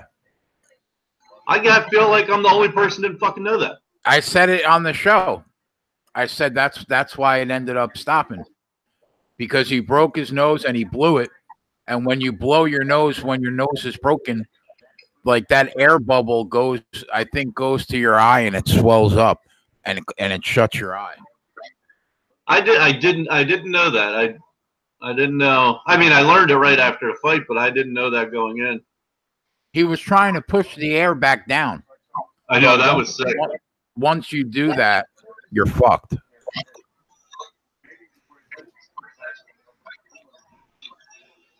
When was the last time Khabib fought? Jesus, it's been Conor, right? Yeah.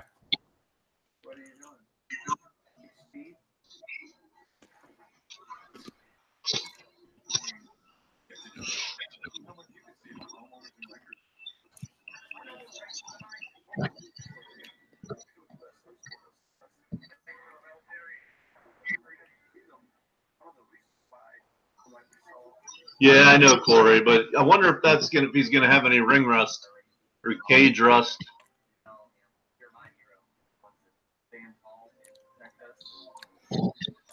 He fought October 2018.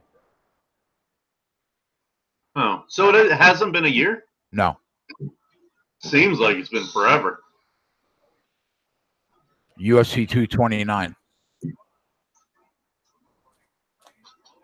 Amanda beat Cyborg, Pennington, Shevchenko, Rousey, Tate, and Shevchenko in her last 6 fights.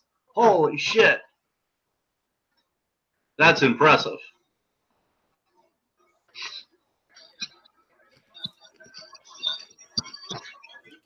Nobody's beating her, man, until she retires. Unless Cyborg, if Cyborg gets lucky and she could hit her on the button once, maybe she could drop her. Even though I think she's going to be scared, I think Cyborg's going to be nervous to get back in the ring with her. But other than that, Cyborg catching her crooked on a lucky punch, she's never going to lose ever until she retires. When is Poirier and Khabib going down? I'll tell you what, Poirier looked so good in his last fight. Yeah, Jesus, I called that shit too. You did. You really did. He looked heavy-handed. Jesus, everybody sleeps on that kid's boxing, man. I was so impressed with his last fight. I don't think Max will ever lose at his weight class, but he just can't take those punches. You could see that it drained him to go up a weight class and fight Poirier.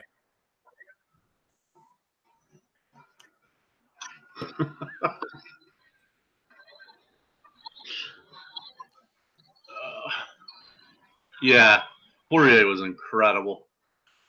I think that Max Holloway is he'll retire as the greatest featherweight champion of all time.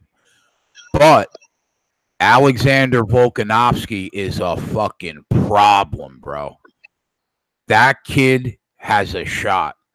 He is ridiculous. Everybody was high on Brian Ortega, and Max just pieced that kid up. He didn't have a fucking prayer. Max beat Jose Aldo twice. He's going to retire the greatest featherweight of all time. But Alexander Volkanovski is no fucking joke, bro. He is a problem. I can't wait for that fight. Well, how far apart are Max and Cejudo in weight? Well, Max is a featherweight. Cejudo is a flyweight. So I think that's 20 pounds. I think Cejudo has the belt at 125 and 135. Max fights at 145, and Khabib fights at 155. So they can't get that together. Then they're too far apart, Cejudo and Max. I want to say probably not. Even though I bet you that's the fight. Now that Henry's got 2 belts, that's the fight that he's gonna lobby for. He's gonna lobby to be the first 3 weight class champion in the history of the sport. My guess is he's begging Dana White right now. My guess is he's begging Dana White right now to fight Max.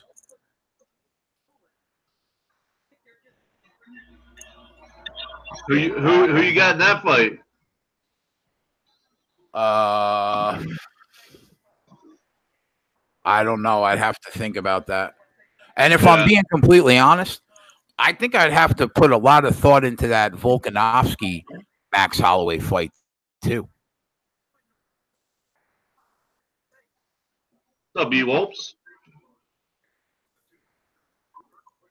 Harvick is in.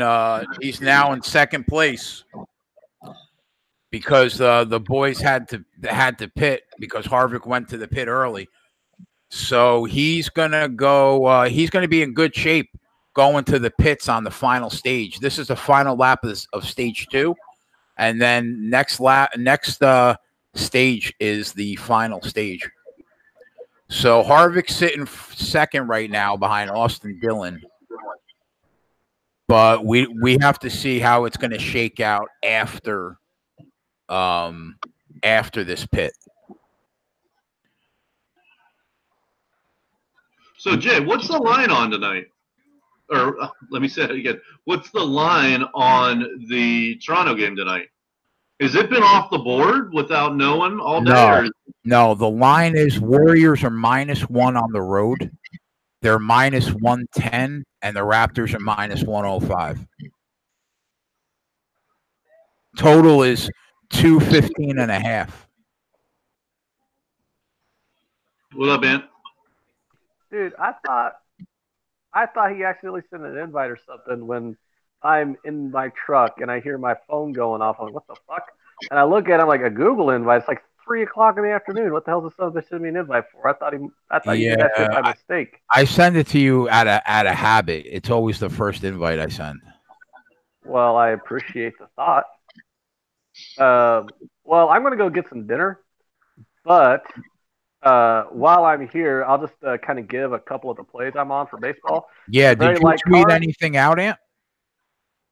No, I didn't tweet shit out. All right, what are you on? Well, it's a very light card, though. I am on the Rangers first 5 plus a half run for 1 plus 140. I think there's enough value there, getting plus half run and still getting a very good plus number on that. With that starting pitching matchup and the offenses. I took the Rangers team total over 2.5 at -125. I like that. I'm also interested in the Rangers first 5 team total over 1.5 at plus money. So I'm probably going to be invested in the Rangers tonight, just on a value perspective. Granted, I think they should probably lose. I mean, they're going up against a better team and a better starting pitcher, but I don't think they're so outmatched. They're not as that line tells you, if you know what I mean. So the other one, going for value again on this one, no way in hell should the Athletics be plus 200 against the Rays tonight. I don't care. Charlie Morton's on the mound. Plus 200 says that they should have a 33% win probability. I think it's closer to 40. I mean, granted, I think they should be the underdog tonight, but I think they're much closer to 40% here. So I got the Athletics at plus 200. And I don't know if I should give it out because I got it like 15 cents better, but I took the Pirates last night at plus 140. Now the line's plummeted, so I beat the line move. So, I mean, if you want to I'm not exactly an advocate of steam chasing, but if people like to steam chase and bet worse lines in the open, I guess they can follow me on the Pirates. But I got the Pirates at plus 140. I was going to bet the Dodgers, but I was going to bet the Dodgers when I saw that the line was supposed to be minus 160, but now it's minus 175, and I'm passing at minus 175 on the Dodgers. I am going to reset the stream at 8 o'clock after this race is over for all the night baseball and the NBA finals. So I'll send you another invite when I reset it. Okay. Oh, series bets. I'm on 2 series plays. Athletics plus 170 series bet. Cardinals minus 160 series bet. Those are my 2 series bets for on that card. I think it's really weird. Like the other night, last night I played like all favorites, and they're all minus 150s and higher. And today I'm on 3 big underdogs. It's kind of weird how that works out some days, huh? If all you saw was yesterday's card, you think I was just one of those guys who just slams favorites all the time. I tell Twatty on a few plays that I'll send you in our chat. But he was on the Yankees first 5 minus a half run, but that got canceled. Yankee game got canceled. Oh, yeah, I didn't like that Yankee game too much. I thought they were too big of a favorite, but I didn't like Vargas though. Vargas is pitching, right? Yeah, he is pitching good, but by taking the first 5, we got that juice way down. Oh yeah, what? I know. I really liked that matchup. I just thought it was too bloated of a line, but should win more often than not. So, are you still at work, or you get home yet? No, I've been home for about a half hour. I'm about to head to Pepper Jack's and get dinner. So, I mean, Nate hasn't even gotten home yet. So I figured I figure if I leave to Pepper Jack's now, I get back around the same time he gets home. And all right, whatnot. Sweet. All right, I'll send you the invite later. Yeah. Is anybody interested in betting that basketball game tonight? I don't know. Yeah, we'll break. I'm gonna go over all the props and shit. Durant is supposedly a go. Well, that's good because I prefer the Warriors ones because I'm just writing out my Warriors future ticket. No, you're not. You fucking hedged, you little bitch. No, I hedged out of those bets that I made right before the series. The Warriors to win game 2 and the series at minus 110 or whatever it was. I hedged out of those, but I'm still riding my Warriors future that I bet way back in, like November or whatever it was. Oh, okay. By the way, anybody that I said, Harvick was 8.5 to 1 live in this race, he is now plus 200. He is now 2 to 1. Harvick's the one I bet, right? I bet Harvick and yeah.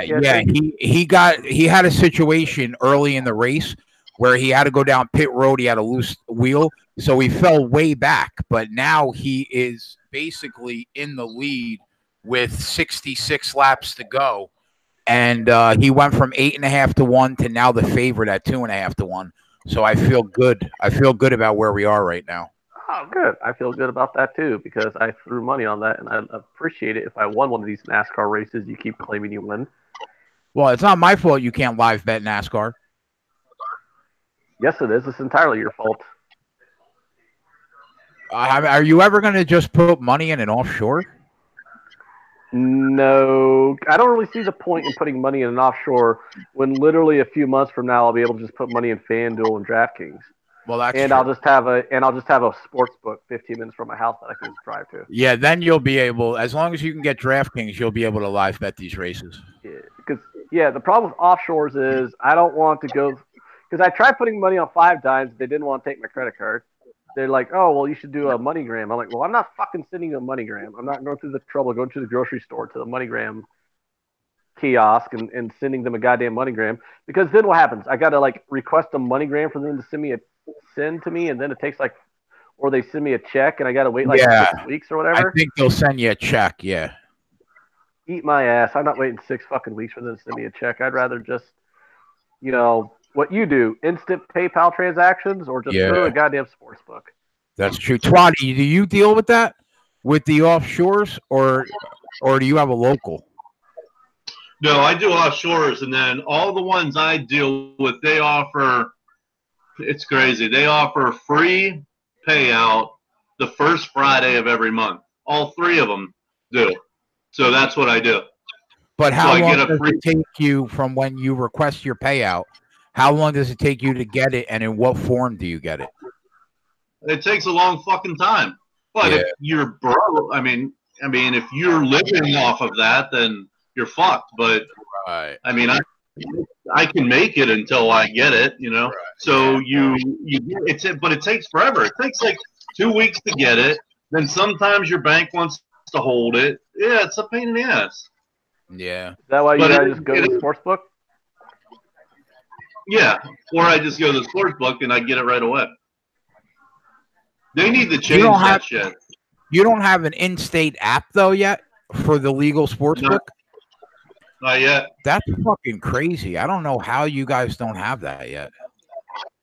Well, I mean, it's literally a month away. I mean, it's not far away. Oh, okay.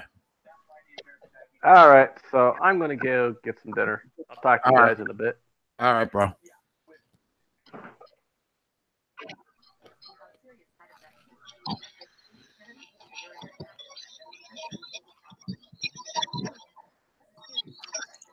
That's why you can make money live betting, man. Because like 8.5 to 1, you could have got Harvick. Now he's like 3 to 1. They still have Joey Logano as the favorite at plus 110. But my two drivers I bet pre-race are the second and third favorite live bet in the board. So we'll see how this shakes out last 60.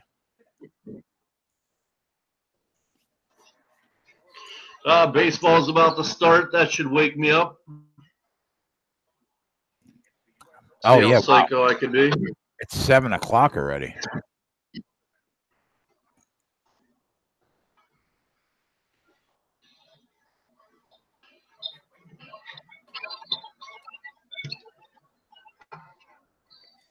What up, Ron?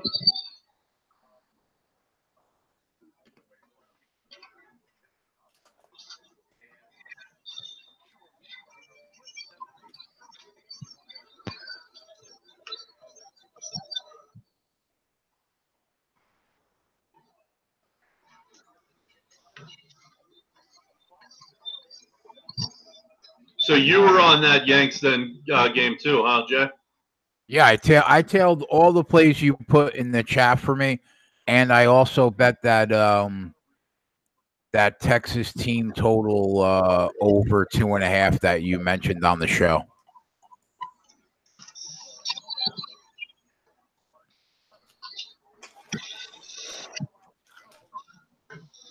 When are you gonna start? When are you gonna start tailing me and UFC, bitch? Me? Yeah, you would have went 10 for 12 on Saturday. I went 2-0. Yeah, but what does that mean? You still would have went 10 for 12. Well, I don't think I was. I don't know that I was on with you for that whole card. Maybe I was. I don't remember. You were drunk as shit though. I was. Yeah. You drank you told me you drank a fifth of vodka on the show. You were actually on for the entire card with me instead of going to the sports book. Fuck was I thinking? No, you're right. I should. I get watching the games and I'm live betting baseball, and I'm terrible at multitasking. I mean, terrible. All you guys, bro. You, Anthony, and Al Mack were all fucked up. Oh, Al was too? Yeah, do you even remember Al being on the show? Yeah. Yeah, Al was right. I didn't really see him. Oh, okay. Yeah, I was like, wasn't Max on at one point high? Max was all high at one point, right? Yeah, but Max had to go to work because it was Saturday. So he left like pretty much at the very beginning, I think, of the card. All right. Looks like we're all on Texas. We are in the lead. Now we're going to know how good Kevin Harvick's car is because he's got clean air. If he could pull away from these boys, then we're going to know how good we are. If he can't pull away from these boys, then we could be in trouble.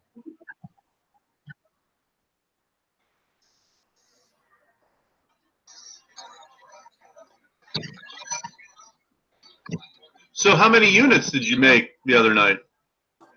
6. Nice. Yeah, but I gave 3 of them. I gave 3 of them back yesterday. Looks like we're all on Texas here. We're all fading sail. You know what I want to see, Twatty? I want to see Joey Logano wreck his fucking car right now. That's what I want to see. Well, that's not very nice. Clint Boyer in the fence. Harvick is we're gonna have another restart. But you know what's gonna hurt us, bro, is they're gonna have to pit one more time. And, you know, that's when strategy is going to come into play. He can go in the pits with 20 laps to go in the lead. But if somebody just takes 2 tires instead of 4, we're not in the lead. Joey Logano hit the front of his car, though. So that could possibly fuck up the aerodynamics on his car a little bit with that little love tap. And that little tap could be enough to stop him from having the car that he had all day. That's all it takes. Right now, Kevin Harvick is plus 150 to win this race.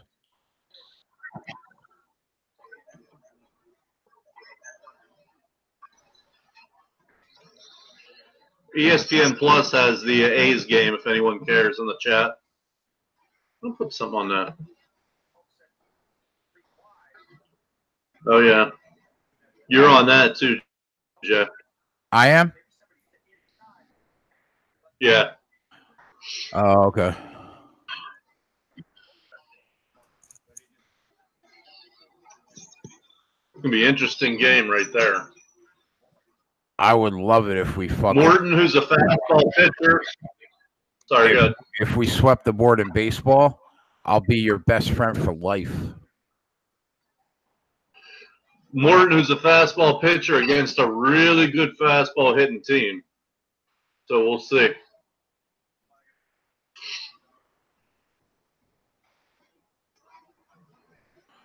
We'll be Thunder Buddies, bro. We'll be Thunder Buddies for life. So I'll give out the other play because it's just about to start. We got the Cards first 5 minus a half a run at plus 110. Yeah. Now I know it's Michael Wacha, but you're going to give me the Cards at plus money against the Marlins. Wasn't Michael Wacha like the great white hope for a couple of years? Like everybody thought he was going to be the next Adam Wainwright. Yeah, I mean, he was good for a couple of years. But again, so you're going to give me a much better hitting team. The pitching matchup is negligible. And the you're going to give me plus 110 against the Marlins. I'm going to take that 162 times. I like it. Who knows? I mean, Wacha hasn't been good, but he hasn't faced the Marlins every night either. The Marlins can make you look good.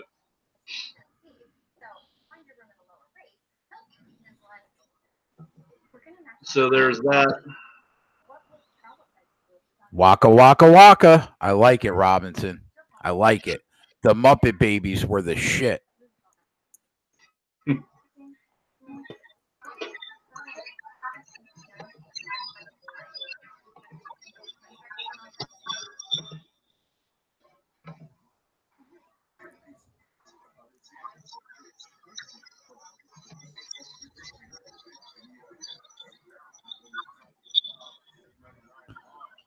We got 30 people in here. We're starting to get raring to go. At 8 o'clock, I'm gonna cut this stream off, and I'm gonna start the other stream. You'll be able to get the other stream like 2 minutes after I leave the chat and I stop the stream. Just go to the Twitter page for the Sports Keg Twitter page for the 8 o'clock stream, and it'll be right there.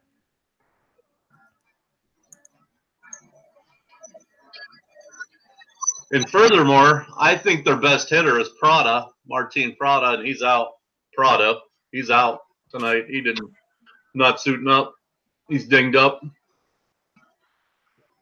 So that makes their best hitter Brian Anderson, Castro.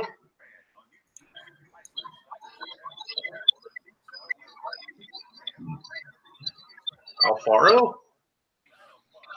You have any opinion for the chat on the Diamondbacks Phillies game? Let me take a quick look. Clark against Eichhoff. Yeah, definitely lean Phillies. And I actually like, I mean, Kutch got hurt. I like Cesar Hernandez. I think he's a really good hitter, especially against righties. So I don't think that was that big of a loss for them. I would probably just lay just the money line, minus 135. All right. So Twatty gave you guys a lean there. Oakland and Tampa, that game started and you gave the play out? Or no? Oh, I did give the play out. It's starting right now. Or no, Oh, okay. I don't know if I gave that play out. No, the Cards game you did. Yeah. You did have a play in the Oakland game, which I tailed, but I got a half run less than the number, though, that you posted it at. Oh, I took the over. Yeah, the over in that game. That's starting right now. It was at 8.5, but when you posted it, but both my books were hanging over 9 at even money. So I just took the over 9 at even money. So you had the play in the Cards game. We talked about the Texas Rangers game. You gave out a play over 2.5 team total for Texas. Anthony's on the Texas first 5 run line plus a half at plus 140. But Braves. Let me just stop you real quick. I'm okay with 3 in that game too. I mean, if you're getting plus money, I'm cool with 3. Yeah, it was 3 at plus 105, but I took the 2.5 at minus 125. Yeah, either's fine. The Braves and the Pirates. Did you have an official pick in that game? No, but I personally took both team totals over. Oh, there you go, guys. So Twatty's on both team total. What were they? Both 4.5s? Yeah. The Nationals and the White Sox. Was there an official play? No, nothing there. All right, Sanchez and Despain. Is that who it is? Despagne? Yeah, I would lean for offense again in that. Although it's 10.5, maybe you go under. But both these teams, they should really kill the other starter. Colorado Rockies and the Cubs. I know that we had a official play in that game, but just your general thoughts on the game. Yeah, I mean, Yu Darvish is feast or famine. If he's feast along with Marquez, you could probably look under. It's the total in the game is 11.5. Now I know Coors Field is crazy, but Marquez is a really good pitcher, and Yu Darvish lately has been pretty good. 11.5 seems like a lot of runs for those two pitchers. The Dodgers and the Angels, I didn't see an official play on there. I know you're always looking to get on the Dodgers when they're facing righties, right? What's your thoughts on this game? Is this guy a righty? Yeah. Yeah, and he's a good young pitcher, Koenig. He's a good young pitcher, but I would still look at like a first 5, maybe it would probably be in the 130 range, or a minus 1.5 on the Dodgers in the 115 range, because the Dodgers are going to hit almost every righty. I mean, even if you're a stud. And Koenig's a good young pitcher, but yeah, I would definitely lean Dodgers. Okay. We talked about the Diamondbacks, the Phillies. Oh. I got nothing. That's the end of the game. That's it. That's all the games. Yeah, that's it. How come there? It seems like there's not a full slate tonight, huh? 9 games.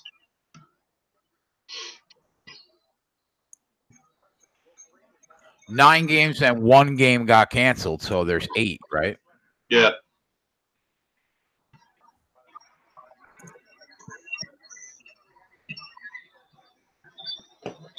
Ron Crawford says Dodgers are my top play of the night. Well, Ron just prints fucking money, so. So we're on the same side there. Did you personally bet the Dodgers, Twatty? No.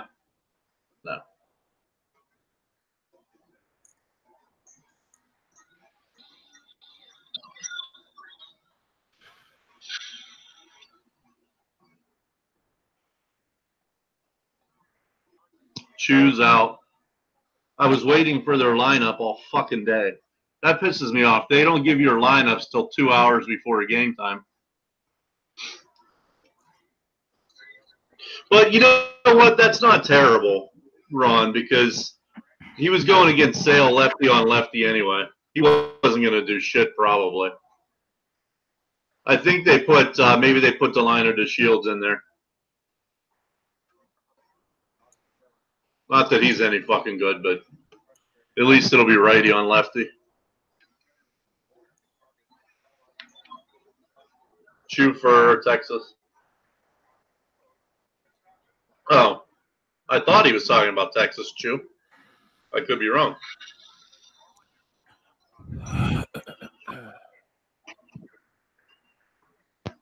Houdini, what up? Yeah, welcome to the chat. I've never seen that name before. Thanks for checking us out, even though you might have been here before.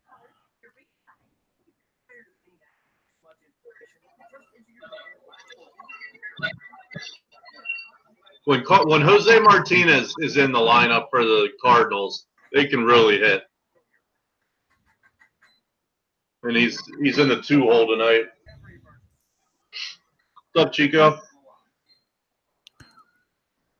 Now we're starting to get people. You know what I'm gonna do, man? I'm gonna cut the stream now, and we'll come right back on like in 5 minutes live on the other stream. Just in 5 minutes, go to my Twitter page, and the top post on my Twitter page will have the new link. So then we'll be set for the night. I won't have to cross over in the middle of us talking about the game and shit. So we'll be right back, and I'm gonna pop on the other stream now. Just go to my Twitter page in 2 minutes. All right, Twatty? Yeah. All right. Bye, guys.